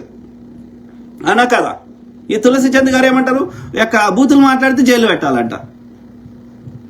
ఆమెకు బుద్ధి జ్ఞానము ఏమైనా ఉన్నదా? భావ ప్రకటన స్వేచ్ఛని తీసేసే హక్కు ఎవడికి ఉందిరా అయ్యా? ఇంగ్లీష్లో వెంటింగ్ అంటారు. వెంటింగ్ అంటే ఏంది? ఇప్పుడు బాధ అయితే ఏడుస్తాం. ఇవాళ నువ్వు ఏడుస్తే జైల్లో పెట్టాలంటే నేను ఏం చెప్పాలి సమాధానం? ఏడవద్దా? ఏడ్చే స్వేచ్ఛ లేదా నాకు? ఎప్పుడు నవ్వుకుంటూనే ఉండాలనా? ఒకవేళ అదే నిజమైతే ఆ యొక్క నవరసాలు ఎందుకు పెడతారు? ఏడ్చే గుణము నేచర్ నాకు పెట్టకపోతుండే కదా. ఏడవడం వల్ల ఆ బాధ పోతుంది కదా, మనసు ప్రశాంతం అవుతుంది కదా, ఉపశమనం అవుతుంది కదా. సో అట్లనే వెంటింగ్ అంటారు. ఇంట్లో ఎక్కువ వేడైంది అనుకో, వేడిగాలి ఏమైతే పైకి పోతుంది. పైకి వెళ్ళిన వేడిగాలి ఇంట్లోనే ఉంటే ఆ మనసు ఏమంటారు, ఆ యొక్క ఫ్యూమ్స్ కానీ, ఆ కార్బన్ మోనాక్సైడ్ కానీ, మనం విడిచినటువంటి ఆ కార్బన్ డైఆక్సైడ్ కానీ అవి మళ్ళీ పీల్చుకోవాలి. నీకు ఆక్సిజన్ లెవెల్ పడిపోతుంది, చచ్చిపోతావు. ప్రాపర్గా వెంటిలేషన్ లేకపోతే చచ్చిపోతావు. కాబట్టి ఈ వేడిగాలి బయటకు పోతేనే కింద పైన వెంటిలేటర్ నుంచి వేడిగాలి బయటకు పోతేనే కింద నుంచి చల్లగాలి లోపలికి వస్తుంది. విండోల నుంచి చల్లగాలి బరువు ఉంటుంది కాబట్టి కింద ఉంటుంది, వేడిగాలి పైకి పోతుంది. ఈవెన్ ఇప్పుడు వర్షాలు ఎట్లా వస్తున్నాయి? అల్పపీడనం దగ్గరికి అధిక పీడనం నుంచి వస్తున్నాయి. ఎట్లా వస్తున్నాయి? అల్పపీడనం ఎట్లా క్రియేట్ అవుతుంది? అక్కడ బాగా వేడి వస్తే ఆ వేడికి అక్కడ ఉన్న గాలిలో ఉన్న తేమ అయిపోయి ఆ యొక్క ఇది ఇక్కడ అల్పపీడనం ఏర్పడడం వల్ల ఆ యొక్క ఆ చల్లగాలి ఇక్కడికి వస్తుంది. అధిక పీడనం నుంచి అల్పపీడనం, ఆ ప్రెషర్ డిఫరెన్స్ వల్ల. Simple concepts. కాబట్టి నీ ఇంట్లో ఉన్న వేడి పోవాలి, బయటకి వెంటిలేటర్ ద్వారా పోతేనే కిటికీలకు వెళ్ళి విండోలకు వెళ్ళి ఫ్రెష్ ఎయిర్ వస్తుంది. అట్లనే నీ మైండ్ లోపల ఆ బాధ కానీ, ఆ ఎదుటివేడు మనకి కలిగించిన ఇబ్బంది కానీ, అది ఏదైనా నెగిటివ్ ఎమోషన్ ఉంటే అది పోవాలి. అది లోపలికి వెళ్ళి పోతేనే నీ మనసు ప్రశాంతంగా ఉంటుంది, నువ్వు సంతోషంగా ఉంటావు, నువ్వు కుదుట పడతావు. లేకపోతే ఏమవుతుంది? ఈ వెంటింగ్ అనే కార్యక్రమం లేకపోతే, ఈ బాధను వ్యక్తపరిచే వ్యవస్థ లేకపోతే, వాడు ఈ యొక్క బాధ నుంచి ఉపశమనం చేయడానికి వాడు డ్రగ్స్ అలవాటు చేసుకుంటాడు, లేకపోతే తాగుడికి బానిస అవుతాడు, లేకపోతే ఇంకా పిచ్చోడు అవుతాడు. ఓకే, ఇంకో ఈ మానసిక వేదతో డిప్రెషన్లో పోతాడు, ఇంకోటి అవుతుంది. ఇప్పుడు మహిళలు రిలేటివ్లీ ఏమంటారు తక్కువ ఈ హార్ట్ అటాక్స్, తక్కువ మెంటల్ డిసీజెస్ ఉంటాయి పురుషులతో పోలిస్తే. కారణం ఏంది? వాళ్ళు ఏ సీక్రెట్ పెట్టుకోరు, ఎవరో ఒకరితో మాట్లాడుతూనే ఉంటారు, తోటి మహిళలతో ఏదో వాళ్ళు అన్నీ చెప్పేస్తూనే ఉంటారు మోస్ట్ ఆఫ్ దెమ్. కాబట్టి మళ్ళీ మైండ్ క్లీన్ ఉంటుంది. మగవాడు వాడు ఎవరిని చెప్పుకోడు, కాబట్టి వాడు ఈ తాగితే కొంచెం రిలాక్స్ అనిపిస్తుంది. అర్థమైందా? కాబట్టి ఈ వెంటింగ్ అనేది ఉండాలి, మన యొక్క ఏమంటారు ఆ బాధని వ్యక్తపరిచే వ్యవస్థ ఉండాలి. అప్పుడు వాడి మనసు కుదుట పడుతుంది. అర్థమైందా? కాబట్టి ఫిజికల్ హార్మ్ చేస్తేనే శిక్షలు, అంతేగాని నువ్వు తిడితే వాడు తిట్టు, లేకపోతే వాడు తిడితే వాడిని బ్లాక్ చేయి. ఎవడొద్దన్నాడు? నీకు ఆ స్వేచ్ఛ లేదా? నీకు తిట్టే స్వేచ్ఛ ఉన్నది, వాడు నీకు నచ్చంది చెప్తే నీకు చెప్పుకునే స్వేచ్ఛ ఉన్నది. అర్థమైందా? అది కాకుండా అయినా సరే నీకు ఇబ్బంది పెడుతున్నాడు, నువ్వు ఉన్న ప్రైవేట్ ప్లేస్లకు, పబ్లిక్ ప్లేస్ కాకుండా నీ ప్రైవేట్ ప్లేస్లకు వచ్చి వాడు నిన్ను ఇష్టం ఉన్నట్టు ఇబ్బంది పెడుతున్నాడు, నీ ఇంట్లోకి వచ్చి తిడుతున్నాడు, లేకపోతే ఇంకోటి చేస్తే నువ్వు క్రిమినల్ కేసు పెట్టు, పోలీస్ కేసు పెట్టు, ఎవడొద్దంటలేడు. నువ్వు పబ్లిక్ ప్లాట్ఫామ్కి వచ్చి, పబ్లిక్ ప్లేస్కి వచ్చి వాడు కామెంట్ పెడితే వాడిని శిక్షించాలంటే వాడిని బ్లాక్ చేసేసి, నీకు నచ్చకపోతే బ్లాక్ చేయి. కానీ వాడు నీకు మాట్లాడే స్వేచ్ఛ ఉంటుంది, నీకు చెత్త అది రీసెర్చ్ చేయకుండా నువ్వు చెత్త చెప్పే స్వేచ్ఛ నీకు ఉంటుంది. కానీ వానికి నువ్వు చెత్త చెప్తున్నావు అని అనే వానికి కామెంట్ పెట్టే స్వేచ్ఛ లేదా? ఏం బూతురా అయ్యా? నీ ఆర్గాన్ నీకు బూత్ అయిందా? అది లేకపోతే ఉత్సవ పొద్దుగాలేస్తే, అది లేకపోతే పిల్లలు కానవు. అది ఎట్లా చెడ్డదైంది? ఆ ఆర్గాను, నీ లింగం ఎట్లా చెడ్డదైంది? నీ ప్రైవేట్ పార్ట్ స్త్రీది ఎట్లా చెడ్డదైంది? అది ఒకటే అస్సాములనేమో యోనికి పూజలు చేస్తున్నారు. ఇలా యోని అని ఎవడన్నా మాట్లాడితే అది భూత్ అంట. నీ ఆర్గాన్ నీకు ఎట్లా భూత్ అయిందిరా అయ్యా? నీ చెయ్యి ఎట్లనో, నీ కాలు ఎట్లనో, నీ మూత ఎట్లనో, నీ ముక్కు ఎట్లనో, నీ యోని అయినా, నీ లింగం అయినా అది కూడా ఒక ఆర్గానే కదా. ఎండ పడితే మొత్తం, వర్షం పడితే మొత్తం ఆర్గాన్ తడుస్తాయి కదా. అమ్మ యోనిలోకి వెళ్ళి వస్తే ఒకటే ఆర్గాన్, అది ఒక్కటి సపరేట్గా రాలే కదా, మొత్తం శరీరం వచ్చింది కదా. అంటే ప్రకృతి మొత్తం శరీరాన్ని ఒకటే విధంగా చూపెడుతుంది కదా. జ్వరం వస్తే మొత్తానికి వస్తుంది కదా, నీ లింగం కూడా వస్తుంది కదా, నీ యోనికి కూడా వస్తుంది కదా జ్వరము. అది ఎట్లా చెడ్డ ఆర్గాన్ అయిపోయింది? అది లేకపోతే సృష్టి కార్యం జరుగుతలేదు, అది లేకపోతే నువ్వు రోజుకు 10 సార్లు ఉత్సవం లేకపోతున్నావు, అది ఎట్లా చెడ్డ ఆర్గాన్ అయింది? I don't understand. అది ఎట్లా పూర్తయింది? I don't know. ఎల్ అనేది వాడిరు. ఎందుకు వాడుతున్నారు ఎల్ అని? ఎందుకంటే మన సమాజము ఒక సిస్టమ్ పెట్టుకున్నది. ఒక వ్యక్తి ఒక ఆడ మగ ఒక ఎమోషనల్ బంధంతో ఒకరితోటే ఉండాలని సమాజం నిర్ణయించుకుంది. అట్లా కాకుండా స్త్రీ శరీరాన్ని అమ్ముకోకూడదు, వ్యభిచారం చేయకూడదు. అట్లా వ్యభిచారం చేస్తే ఒక్కరితోటి కాకుండా, ఒక రిలేషన్ అఫీషియల్గా ఎండ్ చేసుకోకుండా 10 మందితోటి కేవలం సుఖం కోసమో, లేకపోతే పైసల కోసమో, ఇంకేదైనా స్వలాభం కోసమో, లేకపోతే కామవాంఛలు ఎక్కువ అయిపోయో అట్లా పిచ్చి చేస్తే వాళ్ళని మగవాడిని అయితే ఇంకో పదం వాడిరు, ఆడవనైతే ఇంకో పదం వాడిరు. అంటే సమాజము అందరినీ ప్రతిరోజు అన్ని వాళ్ళని ప్రైవేట్ ప్లేస్లలో ఏమేం చేస్తారో మనం చూడలేం. కాబట్టి అట్లా ఎవరైనా చేసినట్టు అనిపిస్తే వాళ్ళ మీద అది ఒక సోషల్గా ఒక డిసిప్లిన్ కోసం తిడుతున్నారు. ఏది అట్లా వ్యభిచారం చేస్తే, శరీరాన్ని ఒళ్ళు అమ్ముకుంటే అట్లా అమ్ముకోకూడదే అని వాళ్ళు ఎల్ల కారంతోటో ఇంకో కారంతోటో, మగవాడైతే బి తోటో అట్లా తిడుతున్నారు. అవునా కాదా? సో దాంట్లో ఎక్కడ బూతు వచ్చింది? I don't understand. నీ ఆర్గాన్స్ నీకు ఎట్లా బూతాయినాయి? ఈ బైసెప్స్, ట్రైసెప్స్ ఉన్నట్టు గ్లూట్స్. బట్ అంటే ఏంది? అదొక మజిల్, అదొక biggest muscle in the body. ఇప్పుడు ఈ బైసెప్స్ అంటున్నాం, ఎన్నుకున్నాయి ట్రైసెప్స్ అంటున్నాం, ఇంకోటి వీటికి ఇంకో పేర్లు ఉన్నాయి. అట్లనే ఈ బట్ట అనేది ఏంది? అది గ్లూట్స్ అంటారు ఇంగ్లీష్లో. అర్థమైందా? అదొక biggest muscle in the body. అది లేకపోతే బోన్స్ కూర్చుంటే కూర్చోలేం బోన్స్ మీద, అది ఉంటేనే కూర్చోగలుగుతున్నాయి ఇవాళ నేను. కాబట్టి అది ఎట్లా చెడ్డ ఆర్గాన్ అయిందిరా అయ్యా? అది ఎట్లా పూర్తయిందిరా అయ్యా? అనాటమీ చదవండి. మెడికల్ చదివితే ఫస్ట్ ఇయర్లో మొత్తం అనాటమీ నేర్పిస్తారు. ఈవెన్ మసాజ్ థెరపీ పైన అనాటమీ నేర్పిస్తారు. Even physiotherapy, any medical related profession చేస్తే నీకేం నేర్పిస్తారు? ఫస్ట్ అనాటమీ నేర్పారు. అవి ఎట్లా పూర్తి అయిపోయినాయో నాకు అర్థమైంది. నీ శరీర భాగాలు నీకు ఎట్లా పూర్తి అయినాయో నాకు 1% అర్థమై సావది. There are 4 types of muscles ఉంటాయి. Soft muscles, hard muscles, skeletal muscles, ఇవన్నీ ఉంటాయి. ఓ పుస్తకం చదవరు, ఓ మెడికల్ నాలెడ్జ్ ఉండదు, ఓ out of the box think చేయరు, ఒక ప్రాక్టికల్ నాలెడ్జ్ ఉండదు, ఒక నేచర్ని అర్థం చేసుకునే ప్రయత్నం చేయరు. కానీ వచ్చేసి ఎవరి దోషింది వాళ్ళు ముచ్చడి చెప్తా, నేను చెప్పిందే కరెక్ట్, మిగతా వాళ్ళందరూ చెప్తా అంటే. తులసి గారు, you need to grow up. Okay, views వచ్చిన వాళ్ళందరూ గొప్ప వాళ్ళని కాదు. ఆ శ్రీరెడ్డి బట్టలు ఇస్తే కూడా మస్తు మంది చూసిర్రు. శ్రీరెడ్డి ఆ బూత్ వీడియోలు చేస్తే కూడా చూసిర్రు. దానికి ఆనల్ ఎట్లా చేసుకుంటారు కదా, అవసరమా? అది చెప్తే కూడా చూస్తారు. ఇద్దరు కొట్లాడుకుంటే రోడ్డు మీద చూస్తారు.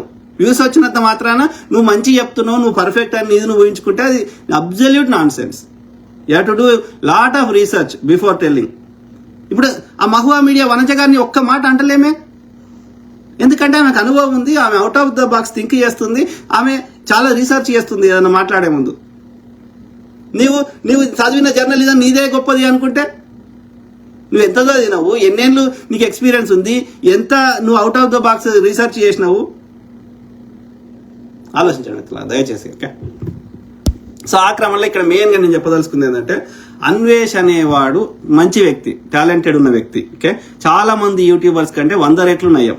వీడు ఒక్క చిల్లి గబ అయ్యాడు. వాడు రవి ట్రావెలర్ అంటాడు, వాడు ట్రావెల్ చేసిండు. ఏది అందరికంటే ఫస్ట్ గా నేను వరల్డ్ మొత్తం తిరిగినా అని చెప్పుకున్నాడు. వైశ్యుడు అంట, రిచ్మండ్ లో వర్జీనియాలో ఉంటాడు, కొమటాయన. సో ఇండియాలో make in India Narendra Modi అంటే, మరి చైనాలో పోయి ఏది వాళ్ళ యొక్క హైదరాబాద్ లో విల్లా కొన్నాడు. విల్లా కొని ఆ విల్లాకు కావాల్సిన ఫర్నిచర్ అంతా చైనాకు పోయి తీసుకొని వచ్చాడు 2 కోట్లు పెట్టుకొని. అర్థమైందా? సో ఇక్కడ రిచ్మండ్ లో ఇక్కడ ఒక ఇల్లు ఉండగా మళ్ళీ 2వ ఇల్లు ఇంకో దగ్గర కొన్నాడు, అది కిరాయికి ఇవ్వడానికి. ఇక పైసలు పుచ్చిపోయి ఉన్నాయి, ఏం చేయాలో అర్థం కాక తిరిగిండు, అన్ని దేశాలు తిరిగిండు. ఎట్లా తిరిగిండు? ఇప్పుడు ఒక ప్లేస్కి పోతే ఎట్లా పోవాలి? ఒక వారం రోజులో, 10 రోజులో, ఒక నెల రోజులో ఆడ పోయి ఆడ ఉండి అక్కడ హిస్టరీ తెలుసుకొని, అక్కడ లోకల్ కమ్యూనిటీ తెలుసుకొని, అక్కడ రెస్టారెంట్లు తెలుసుకొని, అక్కడ జీవన విధానం తెలుసుకొని, అక్కడ పూర్తి అవగాహన చేసుకొని దాని గురించి మనకేమైనా చెప్తే అది నువ్వు పోయిన దానికి అర్థం పరమార్థం అక్కడ జీవన విధానం. మేము ఎందుకంటే అన్ని పైసలు ఖర్చు పెట్టుకుని మీలాగా అన్ని దేశాలు తిరిగే శక్తి సామాన్యులకు ఉండదు కాబట్టి అది ఎట్లున్నాయో తెలుసుకోవడానికి క్యూరియాసిటీ కుతూహలం ఉంటుంది కాబట్టి ప్రపంచం ఎట్లుంది, అక్కడ ప్రజలు ఎట్లున్నారో తెలుసుకోవాలన్న ఒక ఇది ఉత్సాహం ఉంటుంది కాబట్టి నువ్వు ఇప్పుడు ఒక తెలుగు యాత్రి అని ఒక అమ్మాయి ఉంది, మన బెల్లంపల్లి ఆమె, పద్మావతి ఆమె పేరు. సో ఆమెకున్న లిమిటెడ్ రిసోర్స్ లో లిమిటెడ్ డబ్బులు ఉన్నా లేకున్నా, ఆమెకు వ్యూస్ పెద్దగా రాకున్నా, ఎక్కువ డబ్బులు రాకున్నా, ఆమె సొంత పైసలు ఖర్చు పెట్టుకునైనా లిమిటెడ్ లో ఏదో కష్టపడిపోతున్నది, ఏదో ఆమె చేస్తున్నది. గరిమా బక్షి అని ఉన్నది, వాండరింగ్ విత్ పెయింట్ అని. సో అట్లా చాలా మంది ట్రావెలర్స్ వ్యూస్ రాకున్నా, పెద్దగా డబ్బులు రాకున్నా, వాళ్ళు ఆ లిమిటెడ్ రిసోర్స్ లో కూడా ఆ గ్రౌండ్ రియాలిటీని చాలా మంచిగా చూపెట్టే ప్రయత్నం చేస్తున్నారు. ఈవెన్ అన్వేష్ కూడా చాలా బాగా చూపెట్టాడు. ఆ రవి ట్రావెలర్ ఏం చేస్తాడు? ఆడికి పోతాడు. ఓకే, పోయి ఇవాళ ఫ్లైట్ ఇప్పుడు దిగుతాడు, మధ్యాహ్నం దిగి ఆడ మెయిన్ సెంటర్ ఏదైతే ఉంటుందో ఆడ 4 ఫోటోలు దిగుతాడు. ఏది అక్కడ ఇప్పుడు హైదరాబాద్ వచ్చినాకో ఏం చేస్తాడు రవి ట్రావెలర్? ఎగ్జామ్ అంటే హైదరాబాద్ ఇక్కడ మన తెలంగాణ హైదరాబాద్ అంటే రవి ట్రావెలర్ ట్రావెలింగ్ కోసం వస్తే ఈయనకి ఇల్లు ఉంది కాబట్టి, ఈయన వైజాగ్ అయినా హైదరాబాద్ ఇల్లు కొనుక్కున్నాడు కాబట్టి ఆయన వచ్చినప్పుడు ఉంటాడు, అది వేరే ముచ్చట. నేను అట్లా చెప్తలేను. రవి ట్రావెలర్ హైదరాబాద్ చూసినా అని ఆయన లిస్ట్ లో టిక్ పెట్టుకోవాలంటే ఏం చేస్తాడు? నేను హైదరాబాద్ చూసినా అని చెప్పుకోవాలి ప్రపంచానికి, లేకపోతే ఇండియా చూసినా అని చెప్పుకోవాలి. హైదరాబాద్ లో కరెక్ట్ ఎయిర్పోర్ట్ లో దిగుతాడు, శంషాబాద్ లో దిగి కరెక్ట్ గా ఆ యొక్క ఏమంటారు ఊబర్ లాంటిది తీసుకుంటాడు, రెంటల్ కార్ తీసుకొని ఆ ఊబర్ లో వచ్చి కరెక్ట్ చార్మినార్ ముందర దిగుతాడు. దిగి 4 ఫోటోలు తీసుకొని ఆడ చార్మినార్ పక్కకు ఒక రెస్టారెంట్ లో బిర్యానీ తింటాడు. తిని ఆ పక్కకు ఒక ఛాయ్ ఉంటుంది, కెఫే ఉంది, అలా ఛాయ్ తాగుతాడు. ఛాయ్ తాగి మళ్ళీ ఊబర్ ఎక్కుతాడు. మళ్ళీ సాయంత్రానికి ఫ్లైట్ మళ్ళీ 2 గంటలకు దిగిండంటే మళ్ళీ 6 గంటలకు 4 గంటలకు మళ్ళీ ఎయిర్పోర్ట్ లో ఫ్లైట్ ఎక్కుతాడు. ఇదిగా నేను టిక్ పెట్టుకుంటాడు. ఇక నేను హైదరాబాద్ పోయినా, నేను ప్రపంచ యాత్రికుని, ఒక దేశం తిరిగేసిన అని మనకు చెప్పేస్తాడు. దాన్ని అంటారా ట్రావెలింగ్ అని? దాన్ని అంటారా? మీరు చెప్పండి దయచేసి, కొంచెం మెడకాయ మీద తలకాయ ఎవరైనా చెప్పండి. సో ఇది పరిస్థితి. వీళ్ళొక్కరు కూడా ఈ దుర్మార్గులు, ఐ జూడ్ కానీ ఎవ్వడు కానీ ఎందుకు కాంగ్రెస్ ని అంత ప్రశ్నించినప్పుడు ఇవాళ అంతకంటే పెద్ద సమస్యలు ఉన్నప్పుడు, అంతకంటే ఎక్కువ అధిక ధరలు ఉన్నప్పుడు, అంతకంటే ఎక్కువ రూపాయి విలువ పడిపోతున్నప్పుడు, ఆ మెజారిటీ 90% ప్రజల యొక్క ఆర్థిక స్థితిగతులు దిగజారిపోతుంటే ఒక్క కొత్త కన్స్ట్రక్షన్ ఏది లేకపోయినా, ఒక ఇరిగేషన్ ప్రాజెక్ట్ కట్టకపోయినా, ఇక 150 లక్షల కోట్లు ఒక్క మోడీ గారు 13 ప్రధానమంత్రులు అరౌండ్ 50 లక్షల కోట్లు అప్పు చేస్తే అది 64 ఏళ్లలో చేసి అనేకం కడితే, ఈ నరేంద్ర మోడీ ఈ 11 ఏళ్లలో 150 లక్షల కోట్లు అప్పు చేసి ఒక్కటి కూడా కట్టక వాళ్ళు గట్టిని అమ్ముకుంటా, వాళ్ళ పొదుగాలేస్తే ఈ రోజు ట్యాక్సులు తీసుకొని చరిత్ర మీద బురద అల్లుకుంటా. సో ఇట్లా చేస్తుంటే ఈ దుర్మార్గులు ఒక గరికపాటి అడగడే, ఒక మందకృష్ణ అడగడే, ఒక ఈ ట్రావెలర్ అడగడే, ఎవడని అడుగుతాడా? మీరు చూసిర్రా? అంటే అర్థమైంది, 90% ప్రజలు చచ్చిపోయినా మీకు సంబంధం లే. 5 నుంచి 10% మంది ఆనాడు మనువాదుల కాలంలో కానీ, ఆనాడు బ్రిటిష్ కాలంలో కానీ, రాజకుటుంబాలు కానీ, భూస్వాములు కానీ 90% భూమి 5% మన దగ్గర ఉంది. ఎవడు అడుగుతాడా? వాడు ఎందుకంటే వాడు చెత్త పుస్తకం రాసుకున్నాడు. ఏమని? ఈ 90% వాళ్ళు 5% మనకి సేవ చేయాలంటే వీడు బతుకుండాలి కాబట్టి నీకు 5 రొట్టెలు ఇస్తా, లేకపోతే 5 కిలోల బియ్యం ఇస్తా, ఇవి తిను, మాకు సేవ చేయి, శ్రమ దోపిడీ చేస్తా. ఈ వ్యవస్థకి, ఈ మనువాద వ్యవస్థని పెంచి పోషిస్తుంటే నీ ఇల్లు మంచిగుంటే ఇండియా బాగుంది. బాగుంది? ఎవరి ఇల్లు బాగుంది? గదే 5% మంది బాగుంది. నీ ఇల్లు బాగుంటే అందరు బాగున్నట్ట. ఒక సామాన్యుడి అలా భూమి కొనుక్కునే పరిస్థితి ఉందా? ఒక సామాన్యుడు బంగారం కొనుక్కునే పరిస్థితి ఉందా? గతంలో ఉండే. ఇది మంచి పరిపాలన అంటే? ఎవరైనా ఒక సామాన్యుడు కూడా తనకు నచ్చినట్టు బతికేటట్టుగా తనకు కూడా అన్నిటిని కొనుక్కునే పరిస్థితి ఉంటే అది బాగున్నట్టు. ఒక 5% మంది 10% మంది మాత్రమే మొత్తం సంపద వాళ్ళ చేయాలంటే అది మంచిగా ఉన్నట్ట. నీ ఒక కాలో చెయ్యో పెరిగితే అది రోగం అవుతుంది. అది బోధకాలు అంటారు, ఇంకో రోగం అంటారు. శరీర భాగాలు అన్ని సమానంగా పెరిగితే హెల్తీ అంటారు, ఆరోగ్యం ఉందంటారు. సమాజంలో కూడా ఒక అదానో, అంబానో, ఒక బ్రాహ్మణుడో, ఒక ఆర్య వైశ్యుడో, ఆర్య బ్రాహ్మణుడో మొత్తం సంపద వాళ్ళ చేయాలు ఉంటే 90% మంది పేదరికంలో బతుకుతుంటే అది రోగం అవుతుంది. ఇలాంటి వాటి మీద ఒక్క యూట్యూబర్ ప్రశ్నిస్తాడా? ఐజుడు ప్రశ్నిస్తాడా? ఆలోచించండి.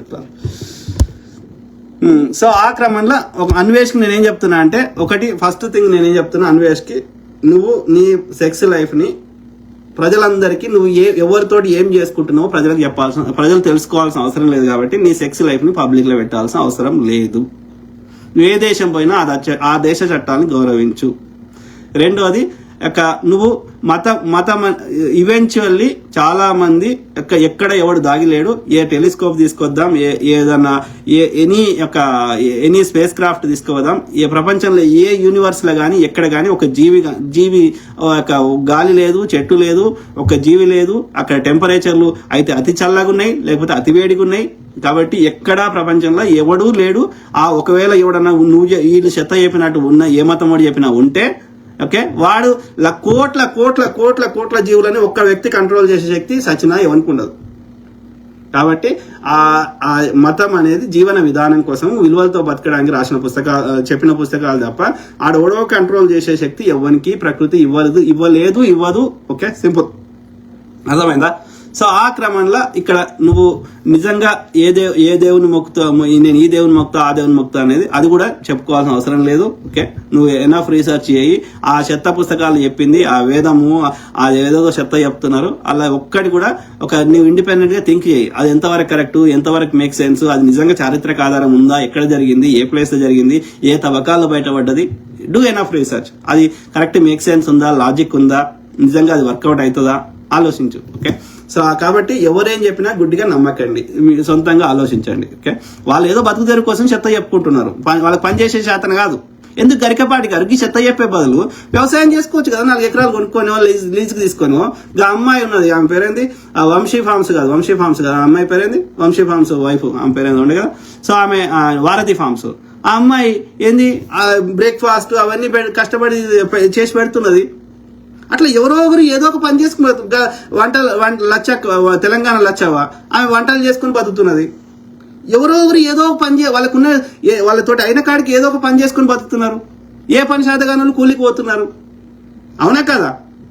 కూర్చున్న దగ్గర పైసలు కావాలని ఆరాటపడి అందరి కష్టం నీకు తెచ్చేయాలని కోరుకోవడం ఎందుకు? ఈ చిన్నజీఆర్ కానీ వీళ్ళు ఇట్లాంటి దుర్మార్గులు, ఈ పాస్టర్లు కానీ కావునా కదా మిత్రులారు, దొంగలు. సో ఆ క్రమంలో ఏం చెప్తున్నా అంటే, నువ్వు ఏమన్నా చెప్పుకోరా అయ్యా, కానీ ఆ యొక్క భాషని వాక్ శుద్ధి, ఓకే? నీ ఎందుకంటే నీ ఎంత మంచి ఇంటెన్షన్ తోటి చెప్పినా దాన్ని అలా నెగిటివ్ గా కావడానికి కారణం ఏంది? కేవలం నీ చెప్పే విధానం. సో అదే ఒక్కటి మార్చుకోమని కోరుతాను. ఎందుకంటే నీ టాలెంట్ని ఇంకా ఎక్కువ మార్పు, సమాజంలో మంచి మార్పు తేవడానికి వాడు, కానీ ఈ భాష ద్వారా ఇలా ఈ నెగిటివ్ నువ్వు అన్ని గోత్రు అవుతున్నావు కదా, అవసరమా అనేది ఆలోచించమని కోరుతున్నాను. ఓకే. సో రాజమౌళి మిట్టపల్లి అన్న, you are correct, I support you, thank you brother. So Sheikh Iqbal, hi చెప్పండి సార్. Hi brother. సో పాపం చాలా దేశాలు తిరిగిండు, ఈవెన్ ఇస్లాం దేశాలు, ఆఫ్ఘనిస్తాన్ కూడా తిరిగి అక్కడ కూడా ఆయన ఇంటెన్షన్ మంచిగా ఉంది, కానీ కొన్ని విషయాల్లో పూర్తి అవగాహన లేదు. అదే చాలా మంది కన్ఫ్యూజ్ అవుతారు. స్వేచ్ఛకి, విచ్చలవిడితనానికి, ఇండిసిప్లిన్ కి, డ్రెస్ కోడ్ కి డిఫరెన్స్ ని పసిగట్టలేకపోతున్నారు. స్త్రీకే కాదు పురుషుడికి కూడా వర్తిస్తాయి. సింపుల్. నేను ఎక్కడికి పడితే అక్కడికి ఇష్టం ఉన్న డ్రెస్ వేసుకొని పోతా అంటే సమాజం అంగీకరించదు, ఏ సమాజమైనా. తెలంగాణ శ్యామ్ పగిడిపల్లి ఏమంటున్నారు బ్రదర్? నా అన్వేష్ అనే వ్యక్తి ఆంధ్రాకు సంబంధించిన వ్యక్తి అన్న, కేసు పెట్టిన ఆవిడ ఆంధ్ర ఆమె. తెలంగాణలో మత పంచాయతీలు, అదే దాన్ని మతం రంగు పులిమి అంటే ఆయన ఏంటంటే ఈయన ఈ డిసైడెడ్ ఈ మతం పేరు, ఇండియాలో అనేక సమస్యలు ఉంటే ప్రతిదాన్ని మతం రంగు పులిమి ఈ పొద్దుగాలేసే మతం చుట్టే తిప్పుతున్నారు అన్న ఉద్దేశంలో కావాలని ఈ యొక్క ఏమంటారు గిల్లడం అంటారు కదా, గిచ్చడం అంటారు కదా మన తెలంగాణ భాషలో, ఆంధ్రాలో గిల్లడం అంటారు. సో కావాలని ఈ యొక్క గరికపాటి గారి పిర్ర మీద గిల్లినట్టు చేసిండు అన్నట్టు ఏది అన్వేష్. సో అంటే దాన్ని కావాలని ఆ ఇష్యూని పెద్దగా చేసి దాన్ని ఈ యొక్క విలని ఎక్స్పోజ్ చేయడానికి ప్రయత్నం చేస్తున్నాడు. ఎట్లయితే బెట్టింగ్ యాప్స్ రిలేటెడ్ గిల్లిండో, సో అట్లనే ఇక్కడ ఈ ఎవడు దొంగ ఎవడు కాదు అనేది ఈ ఐజూడోడు, ఇంకోడోడు, గరికపాటోడు వీళ్ళందరినీ ఎక్స్పోజ్ చేసేయడానికి ఆయన ఎవడు ఈ బీజేపీకి సంకనాకుతున్నారు అనేది యొక్క అన్వేష్ ఒక తెలివి ప్రకారం గిల్లిండు అన్నట్టు. సో ఇప్పుడు వీళ్ళ రంగులన్నీ బయటపడుతున్నాయి. ఇంటెలిజెంట్ గాయ్, కాకపోతే ఆ భాష కొంచెం అయినా. సో నా అన్వేష్ అనే వ్యక్తి ఆంధ్రాకి సంబంధించిన కరెక్ట్.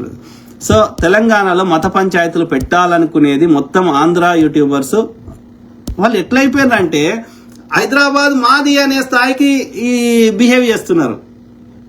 ఇక్కడ హైదరాబాద్ యొక్క కల్చర్ని, హైదరాబాద్ యొక్క రూట్స్ ని మొత్తం చెడగొడుతున్నారు.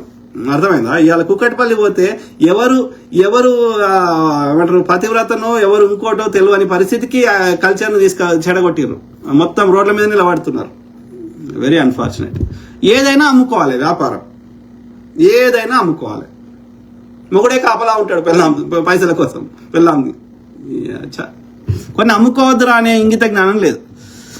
మొత్తం ఆంధ్ర యూట్యూబర్స్ వాళ్ళకి ఏదైనా పైసలు వస్తాయంటే చాలు, ఏదైనా నో ఎమోషన్, మనీ అంతే.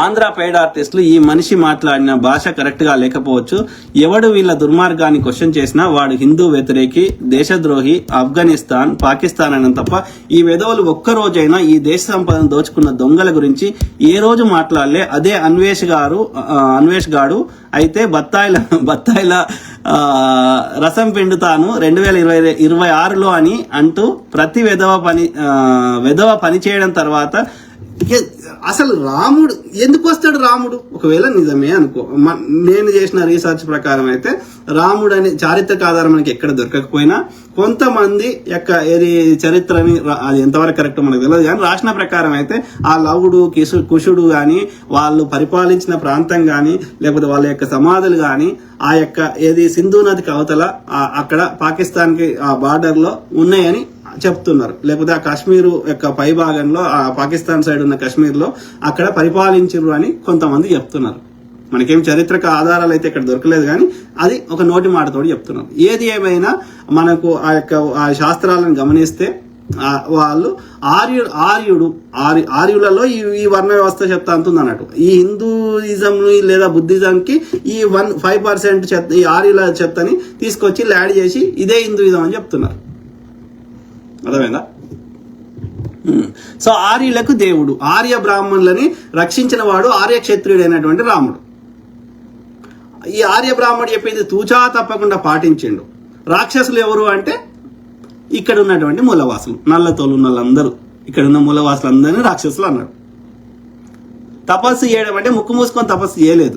ఏదన్నా ఆయుధాలు కనిపెట్టడము, ఏదన్నా తయారు చేస్తుంటే అవి మా మీదనే ప్రయోగిస్తారు, ఆ విష ప్రయోగం చేస్తారు, లేకపోతే ఆ లిక్విడ్ తయారు చేసినా ఏదైనా తయారు చేసినా మా మీదనే ప్రయోగిస్తారు అని చెప్పి ఇక్కడ ఉన్న మూలవాసులు వ్యతిరేకించి వాళ్ళు అవి తయారు చేయకుండా భగ్నం చేస్తుంటే ఇతనికి విలు విద్యలలో ఆరితేరిన వాడు అయినటువంటి ఈ క్షత్రియుడు, బలిష్టంగా ఉన్నవాడు ఈ యొక్క మూలవాసులను చంపేశాడు. శంభూకుడు అనేటువంటి వాడు చెప్పిన ప్రకారం శూద్రునికి నాలెడ్జ్ ఉండకూడదు. కాబట్టి ఈ శూద్రుడు కూడా ఇట్లాంటివి తయారు చేస్తుంటే వాడిని చంపుపోరా అంటే చంపేసి వచ్చిండు రాముడు. అర్థమైందా? సో ఎవరో రాజ్యంలో ఎవరో నీ భార్య ఆమె వచ్చిన టైంకి ఆల్రెడీ ఆ యొక్క తక్కువ టైంలోనే ఆమె ప్రెగ్నెంట్ అయింది. ప్రెగ్నెంట్ తోటి ఉంది 2 పిల్లలతోటి. ఎవరు? సీతాదేవి ఉంటే నేను రాముడు తెచ్చుకుంటా అని ఒక సాకలైన అన్నాడు అనేది వాళ్ళు చెప్పారు. మనకి చారిత్రక ఆధారం లేదు కాబట్టి అది నరేషన్ స్టోరీ అనుకుందాం, అంటే క్రియేటెడ్ స్టోరీ అనుకుందాం. ఆ క్రియేటెడ్ స్టోరీ ప్రకారమైన నేను రాముడు తెచ్చుకుంటున్నా వేరే వాడితో పిల్లలు కంటే కూడా అంటే అది తట్టుకోలేకపోయిండు. ఈ క్షత్రియునికి అవమానంగా భావించి తన భార్యని ఆ అడవిలో వదిలేసి వచ్చాడు. అడవిలో వదిలేస్తే భూదేవి వచ్చి తీసుకెళ్ళింది అంటారు. భూదేవి రాలే, మన్ను రాలే, మశానం రాలే, వస్తుంది అట్లా సాధ్యమా? సో ఆమె ఆత్మహత్య చేసుకున్నది. ఆ భూమిలో సజీవ సమాధి అయింది ఆ ఋషి దగ్గర ఆ యొక్క పిల్లల్ని వదిలేసి. సింపుల్. సో ప్రజా సమస్యలు మాట్లాడు. నువ్వు గుడికి పోయి మొక్కుకుంటా అంటే మొక్కో, శ్రీరామ్ అంటావో ఆడ గుడికి పోయినాక ఏమంటావో అనుకో, మాకు సంబంధం లేదు. కానీ ఇలా ఏ స్థాయికి దిగజారిందంటే ఇలా నా చిన్నప్పుడు నాతో చదువుకున్న కొంతమంది కొన్ని కులాల వాళ్ళు సో వాళ్ళు ఇలా నమస్తే పెట్టుడు బంద్ చేసి జై శ్రీరామ్ అన్నారు. అంటే నేను దెబ్బకి బ్లాక్ చేసిన అతన్ని, నాతో పాటు చిన్నప్పుడు 10th క్లాస్ చదువుకున్నాను. అంటే ఏ స్థాయిలో ఈ యొక్క ప్రజా సమస్యల మీద దృష్టి లేకుండా ఈ మతం ఉచ్చు లేపుతున్నారు అనేది మనం గమనించాలి. ముఖ్యంగా ఈ జంజం వేసుకునే కులాలని బాగా చెడగొడుతున్నారు. వాళ్ళు అనుకుంటారు ఈయన వడ్ల, కమ్మరి, హౌస్లా అంటే కంసాలి, goldsmith, blacksmith, carpenter, ఈ ముగ్గురిని విశ్వబ్రాహ్మణులు అంటాడు. ఎట్లా వాళ్ళు బ్రాహ్మణులు అయినరు? ఈ విశ్వబ్రాహ్మణులు ఈ అసలు బ్రాహ్మణులు అయినటువంటి ఈ బ్రాహ్మణులు చేసినట్టు పూజన చేయిస్తాడా విశ్వబ్రాహ్మణులని? వాళ్ళేమో మొద్దు పని చేయాలి, వేడికి అన్నిటికీ తట్టుకొని ఉండాలి. ఈయననేమో కూర్చొని ముచ్చడి చెప్తాడు. వాడు ఎట్లా బ్రాహ్మణుడు అయినరా? కమ్మరైన ఎట్లా బ్రాహ్మణుడు అయిండు? ఏందంటే నువ్వు ఎక్సెప్షన్ ఏందిరా అంటే నీకు ఒక జంజం వేసుకునే అవకాశం ఇచ్చిండు కాబట్టి నువ్వు బ్రాహ్మణుడు అంట. ఇప్పుడు మేము పద్మశాలి మాది. సో పద్మశాలిని అలా ఏమంటున్నారు? నువ్వు భృగు మహర్షి ముక్కులకెళ్ళి వచ్చినావు, నువ్వు ఈ సంతతి, నువ్వు పద్మ బ్రాహ్మణుడు అంటున్నారు. నేను ఎప్పుడు బ్రాహ్మణుడు అయితే బక్కజిక్కి సిరిసిల్లకు పోతే, సిరిశాలకు పోతే బక్కజిక్కిన శాలోడు ఎంతమంది చచ్చిర్రు? తాగుడు తినుడు ఫుల్ ఉంటుంది శాలలో. వాడు ఎప్పుడు బ్రాహ్మణుడు అయ్యేవాడు? ఈ గుళ్ళెకు ఈ బాబునాని కాలు మొక్కే శాలోడు వాడు పద్మ బ్రాహ్మణుడు ఎప్పుడాయే? అంటే ఇట్లా మనని విడగొట్టి వాళ్ళకి చెత్త నింపుతా ఉన్నారు అన్నట్టు. ఇవాళ వేరే ఆలోచించాడుగా. ఇప్పుడు శాలలో చాలా మంది ఎడినా కొడుకులు బీజేపీకి డైరెక్ట్ ఇండైరెక్ట్ సపోర్ట్ చేస్తున్నారు చాలా మంది ఉన్నారు, ఎడిపాడుకో. ఎందుకంటే వీడు పద్మబ్రాహ్మణుడు అన్నాడు కాబట్టి మతం పిచ్చిలు చెప్తున్నారు. ఇక వీనికి ప్రజా సమస్య పట్టనే పట్టదు. ఇప్పుడు మా బావాలు మాకు తెలిసిన వాళ్ళే ఉన్నారు. వాడికి కాంగ్రెస్ ప్రభుత్వం టీచర్ ఉద్యోగం ఇస్తే నెలకు ₹1,00,000 సంపాదించుకుంటాం మొగుడు పిల్లలు. జై మోడీ అంటే జై శ్రీరామ్ అంటే నీ ఎవరికి చెప్పాలి సమాధానం?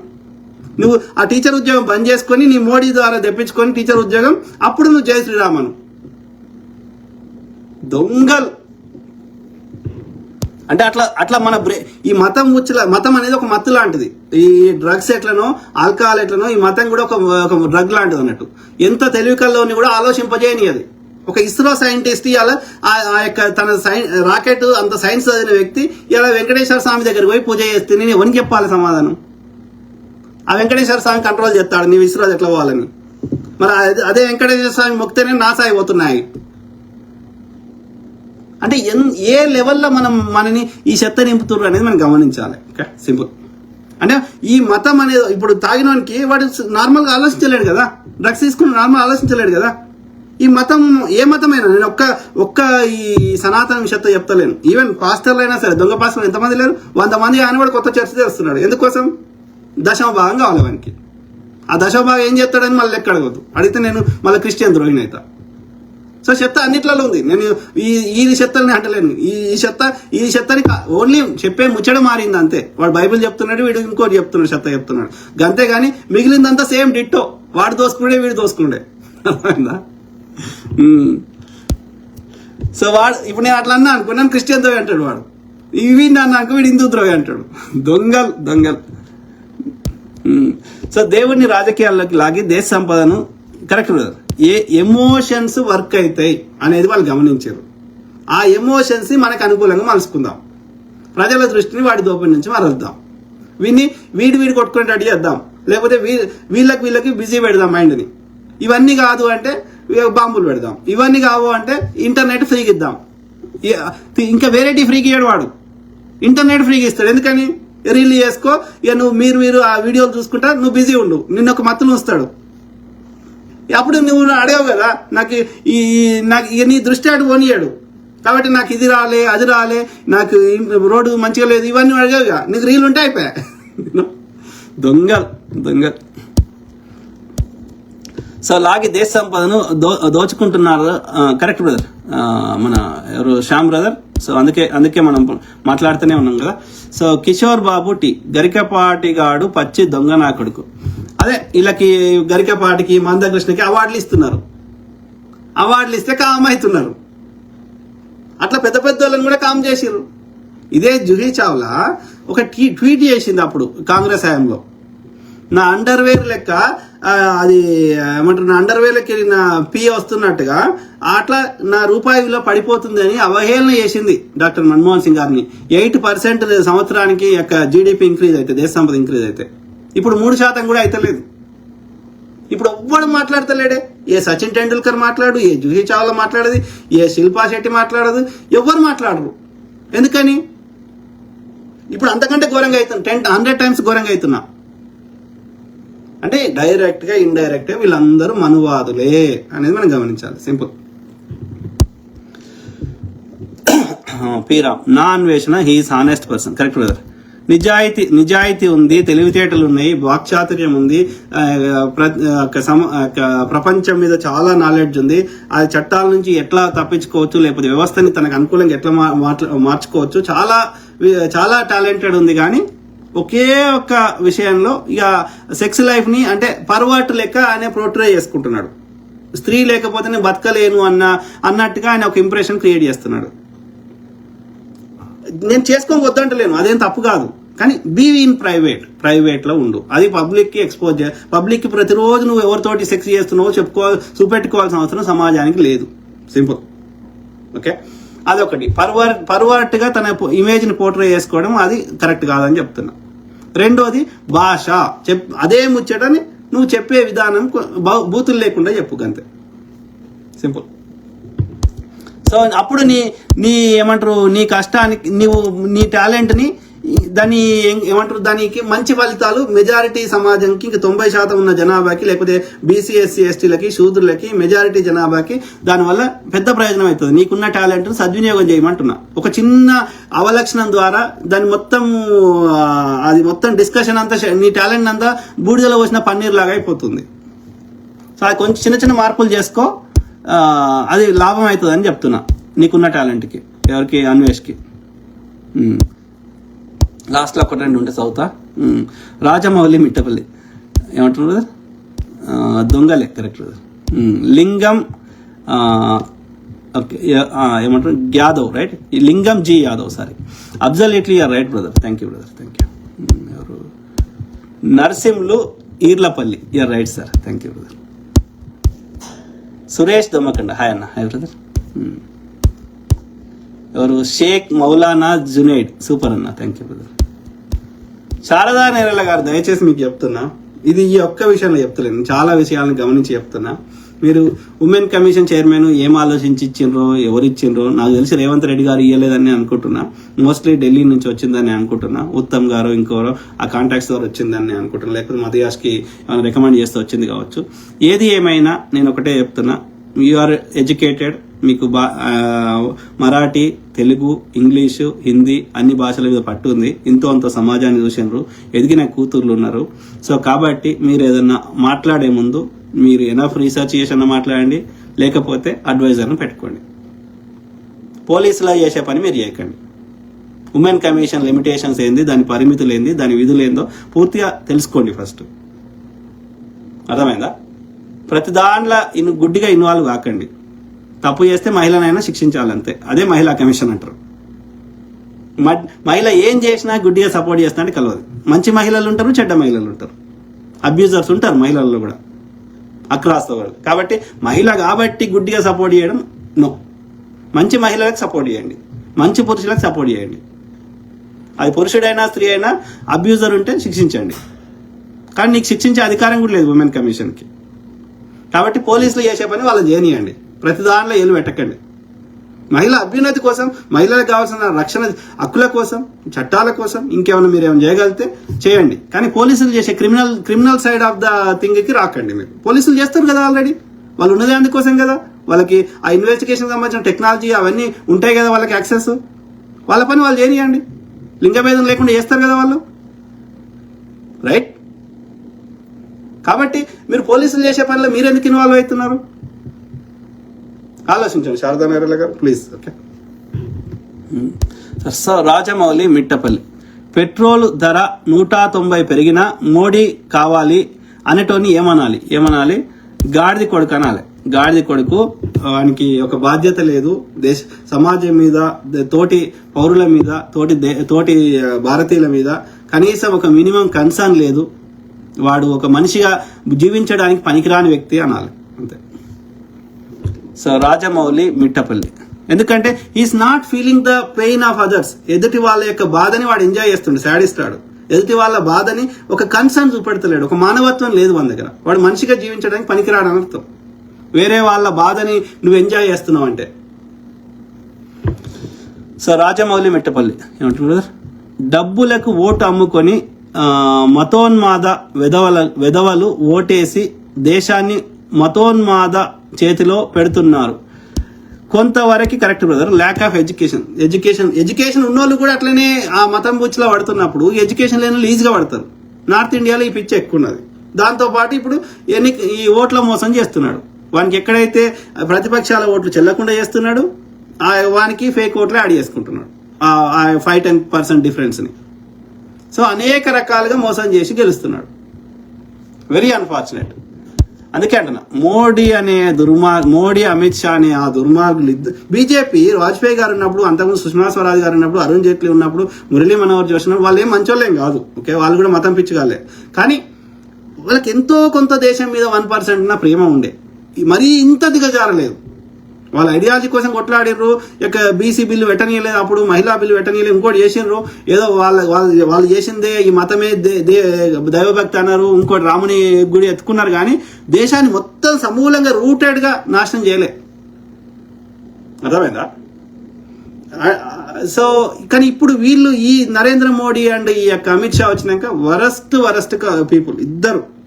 ఎప్పుడు తీసుకుపోతాడో అని మొక్కాలి. అందరూ మొక్కితే ప్రకృతి తీసుకుపోతుంది కావచ్చు, కానీ బట్ పాపం మనితే పోతుంది అంటారు కదా. సో వెరీ ఇప్పటి వరకు చెప్తున్నా కదా, 2000 గోద్రా అల్లాను కాకముందు బీజేపీ గవర్నమెంట్ మీద చాలా వ్యతిరేకత ఉన్నప్పుడల్లా ఒకసారి కాంగ్రెస్ గవర్నమెంట్ వచ్చేది, ఒకసారి బీజేపీ వచ్చేది, ఒకసారి కాంగ్రెస్ వచ్చేది, ఒకసారి బీజేపీ వచ్చేది. 2002 నుంచి ఇప్పటి వరకు గోద్రా అల్లాలు అయినాక పబ్లిక్ ఇష్యూస్ మీద అక్కడ చర్చనే లేదు.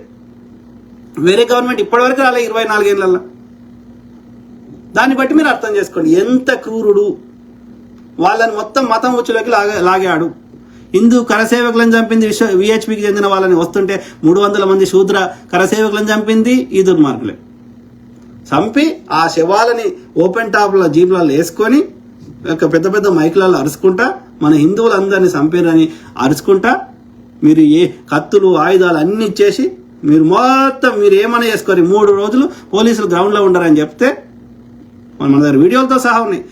ముస్లిం ఒక యువతిని ఆ యొక్క వేరే హిందూ యువతి ఆమె రక్షణ ఏమంటారు షెల్టర్ ఇస్తే ప్రెగ్నెంట్ లేడీని చంపి ఆ లోపల ఉన్న బిడ్డని బయటకు తీసి ఆ బిడ్డని ఆ యొక్క గర్భంలో ఉన్న బిడ్డను తీసి కత్తి మనకి ఇట్లా నిలబెట్టారు. ఆయనైతే ఆ జావేద్ జాఫ్రియా కాంగ్రెస్ ఎంపీ ఉండే 15 మందో 20 మందో ఆయన దగ్గర షెల్టర్ దాచుకుంటే ఎంపీగా ఉన్న సిట్టింగ్ ఎంపీగా ఉన్న ఆయనని చంపి ఆయనతో పాటు ఉన్న షెల్టర్ తీసుకుంటున్న అందరిని చంపారు. ఒక బావిలో అయితే 5,000 మందినో 3,000 మందినో ఒక బావి నిండిపోయింది. ఎంత నీచులో మీరు అర్థం, అంటే ఎంత క్రూరుడో నరేంద్ర మోడీ. వీడు ఇట్లా చేసిండని ప్రపంచ దేశాలన్నీ వీనికి వీసా నిరాకరించినాయి. అప్పుడు ఇంటర్నేషనల్ రిలీజియస్ హార్మోనీ కింద విలేకరులు అడిగితే సమాధానం చెప్పలేకపోయాడు. నాకు నీళ్లు కావాలని అడిగాడు.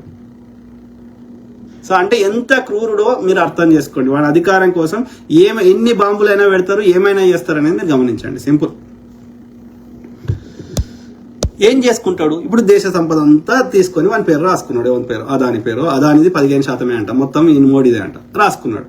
వీడు ఉంటాడా? ఎన్నికట రాజులు, రాజ్యాలు, కోటలు వీనికంటే మొత్తం దేశ సంపద మొత్తం చక్రవర్తులు వాని జేబులో పెట్టుకొని ఉన్నారు. ఇప్పుడు తవ్వుతుంటే ఆడు దోసుకొని కట్టుకున్నటువంటి అవన్నీ ఎలా పురాతన తవ్వకాలు బయటపడుతున్నాయి. ఆ రాజ్యాలు ఏరి వాళ్ళు మట్టిలో కలిసిరు. వాడు మట్టి అయ్యాడు. నువ్వు కట్టిన భవనాలు మట్టి అయినాయి, నువ్వు మట్టి అయినావు. కానీ నువ్వు చేసిన మంచి పనులు చెడ్డ పనులు చరిత్రలో ఇప్పటికి గుర్తు చేసుకుంటారు కదా. అందుకే చచ్చిపోయినానికి ఏం రాస్తారు? వీడు కోట్ల ఈశ్వరుడు ఇంకోటని రాయరు. ఏమని రాస్తారు? కీర్తి శేషులు సో అండ్ సో అని పేరు, వాళ్ళ పేరు రాస్తారు. అంటే నీకు శేషం ఈ భూమి మీద ఏం మిగులుతుందిరా అంటే కీర్తి మాత్రమే. ఎంతమంది నిన్ను మంచి గుర్తు చేసుకుంటారా, చెడ్డ గుర్తు చేసుకుంటారా, సకీర్తియా అపకీర్తియా, అంతే. నీ ఆస్తి ఏమన్నా ఈ భూమి మీద నువ్వు సచ్చినాక మిగిలేదు ఏంద్రా అంటే నీ కీర్తి. అంటే కీర్తి ఎక్కడికెళ్ళి వస్తుంది? నువ్వు చేసిన పనులను బట్టి వస్తుంది. మంచి చేస్తే నలుగురు మంచి గుర్తు చేసుకుంటారు, చెడు చేస్తే చెడ్డ గుర్తు చేసుకుంటారు. సింపుల్. గదే నీ ఆస్తి. నువ్వు చచ్చిపోయినాక నేను ఎంతమంది గుర్తు చేసుకుంటారో గదే నీ ఆస్తి. మిగిలిందంతా భూమి మీదనే ఉంది. అది నువ్వు ఎన్ని పేర్లు రాసుకున్నా అది భూమికే చెందుతుంది. ఎవడు ఏ పేరు రాసుకున్నా అది భూమికే ఉంటుంది. అన్ని భూమిలోకి వచ్చినాయి, మళ్ళీ అన్ని భూమిలోకి పోతాయి నీతో సహా. నేను తప్పు చెప్తే కొంచెం దీర్ఘంగా ఆలోచించండి. ఒక్క భూకంపం వస్తే ఇవన్నీ అడిగిపోతాయి, ఒక కోవిడ్ వస్తే ఇవన్నీ అడిగిపోతాయి. Just think. మనం తినే ఆహారం ఎడికెళ్ళి వస్తుంది? భూమిలోకి వెళ్ళి. మనం తిన్న ఆహారం మళ్ళీ జీర్ణమైనాక ఆ యొక్క మలినం ఏడిపోతుంది? భూమిలోకి. మనం చచ్చిపోయినాక ఈ శరీరం ఏడిపోతుంది? ఈ యొక్క మనం తిన్న ఆహారంతో తయారైన శరీరం మళ్ళీ భూమిలోకి. మళ్ళీ ఏమవుతుంది? మట్టి అవుతుంది. అంటే అన్ని మట్టిలోకి వెళ్ళి వస్తున్నాయి, అన్ని మట్టిలోకి వెళ్ళి పోతున్నాయి. కట్టె కానీ, విత్తనాలు కానీ, మన శరీరం కానీ, ఏదైనా సరే మట్టికున్న గొప్పతనం అంత గొప్పది. నీకు బంగారం కావాలన్నా మట్టి కావాలంటే నాకు మట్టి కావాలని అడుగుతా. ఎందుకంటే నాకు టమాటాలు పండించుకొని తిని బతుకుతా. బంగారం ఏం చేసుకుంటా? బంగారంలో గింజ పెడితే మొలుస్తుందా? ఆలోచించమని ప్రాధాన్యపడుతున్నా. Simple. Sir Nagesh Bollempalli, you're right sir. Thank you brother, thank you. అది అర్థం చేసుకోవాలి. ప్రకృతిని అర్థం చేసుకునే సామర్థ్యం లేకుండా ప్రకృతి రిసోర్స్ అన్ని నీ పేరు రాసుకుంటే ఏమవుతుంది? ప్రకృతి అందరి కోసం క్రియేట్ చేసిన రిసోర్సెస్ ని నీ ఒక్కనికే పేరు రాసుకొని వాళ్ళందరిని ఇబ్బంది పెడితే, ప్రకృతి విరుద్ధంగా నువ్వు ప్రవర్తిస్తే ప్రకృతి నిన్ను శిక్షిస్తుంది.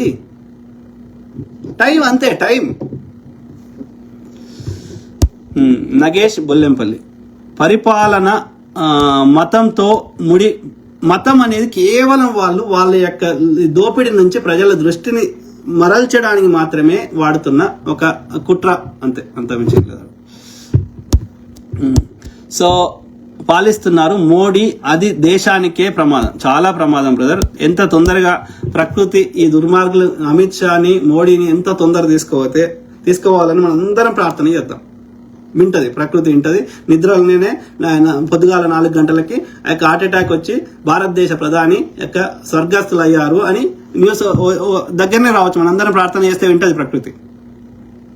ఉసురు తలింది అంటారు కదా మనలో. ఎందుకంటే ఆ ప్రకృతిలో ఉన్న కాన్షియస్నెస్ అనేది చైతన్యం, ఆ క్వాంటమ్ ఇది మన లోపల కూడా ఉన్నది. అదే ఈ శరీరాన్ని నడిపిస్తుంది, గుండెను కొట్టిస్తుంది, ఆకలి సృష్టిస్తుంది. ఆ యొక్క చైతన్యమే. ఆ చైతన్యము ఈ శరీరాన్ని పనికిరానప్పుడు ఆ చైతన్యము ఈ యూనివర్సల్ చైతన్యంలోకి వెళ్ళిపోతుంది. వెళ్ళిపోయినప్పుడు ఈ శరీరం ఉట్టి కట్టెనే, అది కుళ్ళిపోతుంది. అర్థమైందా? సో ఇప్పుడు చెయ్యి కట్ చేస్తే మనము అయినా బతుకుంటున్నాం అంటే చెయ్యి పోయినా కానీ అది వైటల్ ఆర్గాన్ కాదు కాబట్టి ఆ చైతన్యం పోతలేదు శరీరాన్ని వదిలేసి. సో వైటల్ ఆర్గాన్స్ పోయినప్పుడు గుండెనో ఇంకోటో బ్రెయిన్ ఇంకోటి పోయినప్పుడు అది ఈ శరీరాన్ని తను వాడుకోలేదు. తను ఈ చైతన్యం చేయాల్సిన పనులు ఈ శరీరం పనికిరాదు ఆ చైతన్యం పని చేయడానికి ఏమన్నా చేయడానికి.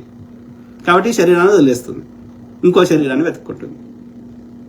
సింపుల్. కాబట్టి మనందరం ప్రకృతిని ఆ సూపర్ కాన్షియస్నెస్ని లేదా యూనివర్సల్ కాన్షియస్నెస్ని ప్రార్థిస్తే తప్పకుండా చర్యలు తీసుకుంటుంది ప్రకృతి నువ్వు నేను చెప్తే వినదు. మన కోర్టులో ఇన్ఫ్లుయెన్స్ చేస్తాం కానీ ప్రకృతి వ్యవస్థను ఎవడు ఇన్ఫ్లుయెన్స్ చేయలేడు. ఒక ఏనుగుకి ఒక గడ్డి తిని బతుకమని ఎట్లా చెప్తుంది, తాబేలుకి ఎట్లా చెప్తుంది, ఒక సింహానికి వేరే జీవిని చంపుకొని తినమని ఎట్లా చెప్తుంది ప్రకృతి? నువ్వు చంపకపోతే బతకలేనని నీకెందుకు చెప్తుంది? నువ్వు గడ్డి తిని బతకని ఎందుకు చెప్తుంది కదా? సో అంటే ప్రకృతి చాలా గొప్పది. మనం చేస్తున్నామని మనం అనుకుంటున్నాం. నీ గుండె నువ్వు చెప్తే కొట్టుకుంటలేదు. ఆడొక మాంసం పెడితే అలా పురుగులు వచ్చి అది మట్టిగా డికంపోజ్ చేసి అది మళ్ళీ మట్టి లెక్క తయారు చేయడానికి నువ్వు చేస్తలేవు. సూర్యుడు నువ్వు రమ్మంటే వస్తలేడు, పొమ్మంటే పోతలేడు. భూమి తన చుట్టూ తాను తిరగాలి, సూర్యుని చుట్టూ తిరగాలి. ఈ వస్తువుల మధ్యలో ఒక గురుత్వాకర్షణ శక్తి ఉంటుంది. ఇవన్నీ ఒక సిస్టమేటిక్గా నడిపిస్తుంది నువ్వు కాదు, నేను కాదు, ఇంక్లూడింగ్ మనతో సహా. కానీ మనం ఏమనుకుంటాం అంటే అన్ని మనమే చేస్తున్నామని ఒక భ్రమలో బతికేస్తున్నాం. మనం ఏమీ చేస్తలేం. అన్ని జీవుల్లాగా మనం కూడా ఒక జీవులం. అందరం ప్రకృతిలో భాగంగానే ఉన్నాం. మనం అనుకుంటున్నాం మనం చేస్తున్నామని, కానీ వాస్తవానికి ప్రకృతే చేస్తుంది. ప్రకృతి ఎప్పుడు నిన్ను ఆపాలని గుండెని ఎప్పుడు ఏం చేయాలో ప్రకృతి చేయగలుగుతుంది, చేస్తుంది. ఓకే. సో కాబట్టి నేను ప్రతి అంశం మీద అవగాహన చేస్తా, అట్లనే మీ తరఫున వాయిస్ ఇస్తా. ఓకే. విషయ పరిజ్ఞానం వస్తే ఇప్పుడు నాలాగా ప్రతి విషయం మీద మీరు కూడా అవుట్ ఆఫ్ ద బాక్స్ ఆలోచిస్తే, ఎందుకంటే నేను చెప్పింది కూడా గుడ్డిగా నమ్మకండి, మీరు కూడా సొంతంగా ఆలోచించండి. ఎందుకంటే ప్రతి మనిషి లోపల అదే చైతన్యం ఉంది కాబట్టి. సో ప్రతి ఒక్కరు ఆలోచింపజేస్తే వాళ్ళ లోపల ఉన్నటువంటి ఆ చైతన్యాన్ని కొంచెం పురికొల్పితే, సో ఇప్పుడు ప్రతి ఒక్కరికి విషయ పరిజ్ఞానం వస్తే ప్రతి ఒక్కరు వాళ్ళ సమస్యల గురించి పోరాటం చేస్తారు కదా. సో కాబట్టి విషయ పరిజ్ఞానం చేయడము అనేది ఒకటి. నెక్స్ట్ ఉన్న ఈ జనరేషన్లో మనం విషయ పరిజ్ఞానంతో అందరం చైతన్యంగా బతికి ప్రశ్నించుకొని మన ట్యాక్స్ డబ్బులు సద్వినియోగం చేసుకొని అందరూ బతకడం అనేది ఒక పర్స్పెక్టివ్. నెక్స్ట్ జనరేషన్కి దానికి ఏకైక మార్గం చదివించాలి. ఇప్పటికీ ఈ బహిరంగ సభలకు వచ్చేటోళ్ళు మెజారిటీ, ఆ రోజు కూలీ ఇస్తే వచ్చేటోళ్ళు అందరూ చదువుకోనోళ్ళే. మీరు గమనించండి. ఆ చదువుకోనోళ్ళే చిల్లర కోసం ఓట్లు వేస్తున్నారు. చిల్లరిస్తే అట్లాంటప్పుడు చిల్లర మాత్రమే వస్తుంది, అంతకంటే పెద్దవి రావాలంటే రావు. కాబట్టి మన ఆర్థిక వ్యవస్థ మారాలన్నా, విషయ పరిజ్ఞానం రావాలన్నా చదువు అన్నిటికీ మూలాధారం. కాబట్టి 15 లేదా 16 అంటే గ్రాడ్యుయేట్ కంపల్సరీగా 10-12 చదివితే అది చదవనట్టే లెక్క. ఓకే. ఎందుకంటే ఆ గ్రాడ్యుయేషన్ 4 ఏళ్ళ చదువులో 3 ఏళ్ళు ఇంటర్మీడియట్ అయిపోయినాక చదువుతారు చూడు, 3 ఏళ్ళు 4 ఏళ్ళు గా చదువుల్ని అసలు ముచ్చట ఉంటుంది. కాబట్టి కంపల్సరీ గ్రాడ్యుయేట్ కావాలి. ఆ తర్వాత నువ్వు గ్రాడ్యుయేట్ అయినాక వ్యవసాయం చేసుకుంటావా, మగ్గం నేసుకుంటావా, ఇంకా లేబర్ పని చేసుకుంటావా, ఏమన్నా చేసుకో, నీకున్న టాలెంట్కి నీకున్న శక్తికి. అప్పుడు ఏమైతే గ్రాడ్యుయేట్ అయినాక నువ్వు ఏ పని చేసినా డిఫరెంట్గా చేస్తావు, డిఫరెంట్గా ఆలోచిస్తావు. నాలాంటి ఎవడన్నా ముచ్చడి చెప్తే అర్థమవుతుంది, ఎవడన్నా మోసం చేస్తే తొందరగా పసిగట్టగలుగుతావు. కాబట్టి చదువు అనేది అన్నింటికీ మూలాధారం. కాబట్టి మనం దేశానికి సేవ చేయాలంటే ఏదో మనకు అంత చేసే శక్తి ఎవరికి ఉండదు. కానీ మన పిల్లల్ని చదివించుకుంటే, మన తెలిసిన వాళ్ళని చదువుకోమంటే, ఆ గవర్నమెంట్ బడికి అయినా సరే, ఇక అంతకంటే పెద్ద దేశ సేవ ఏమి ఉండదు. అర్థమైందా? సో కాబట్టి ఐ కీప్ టాకింగ్, మాట్లాడుతూనే ఉంటా. అందరు బాగుండాలి, అందులో మనం ఉండాలి. Okay. So God bless all and take care. Have a great day. Bye.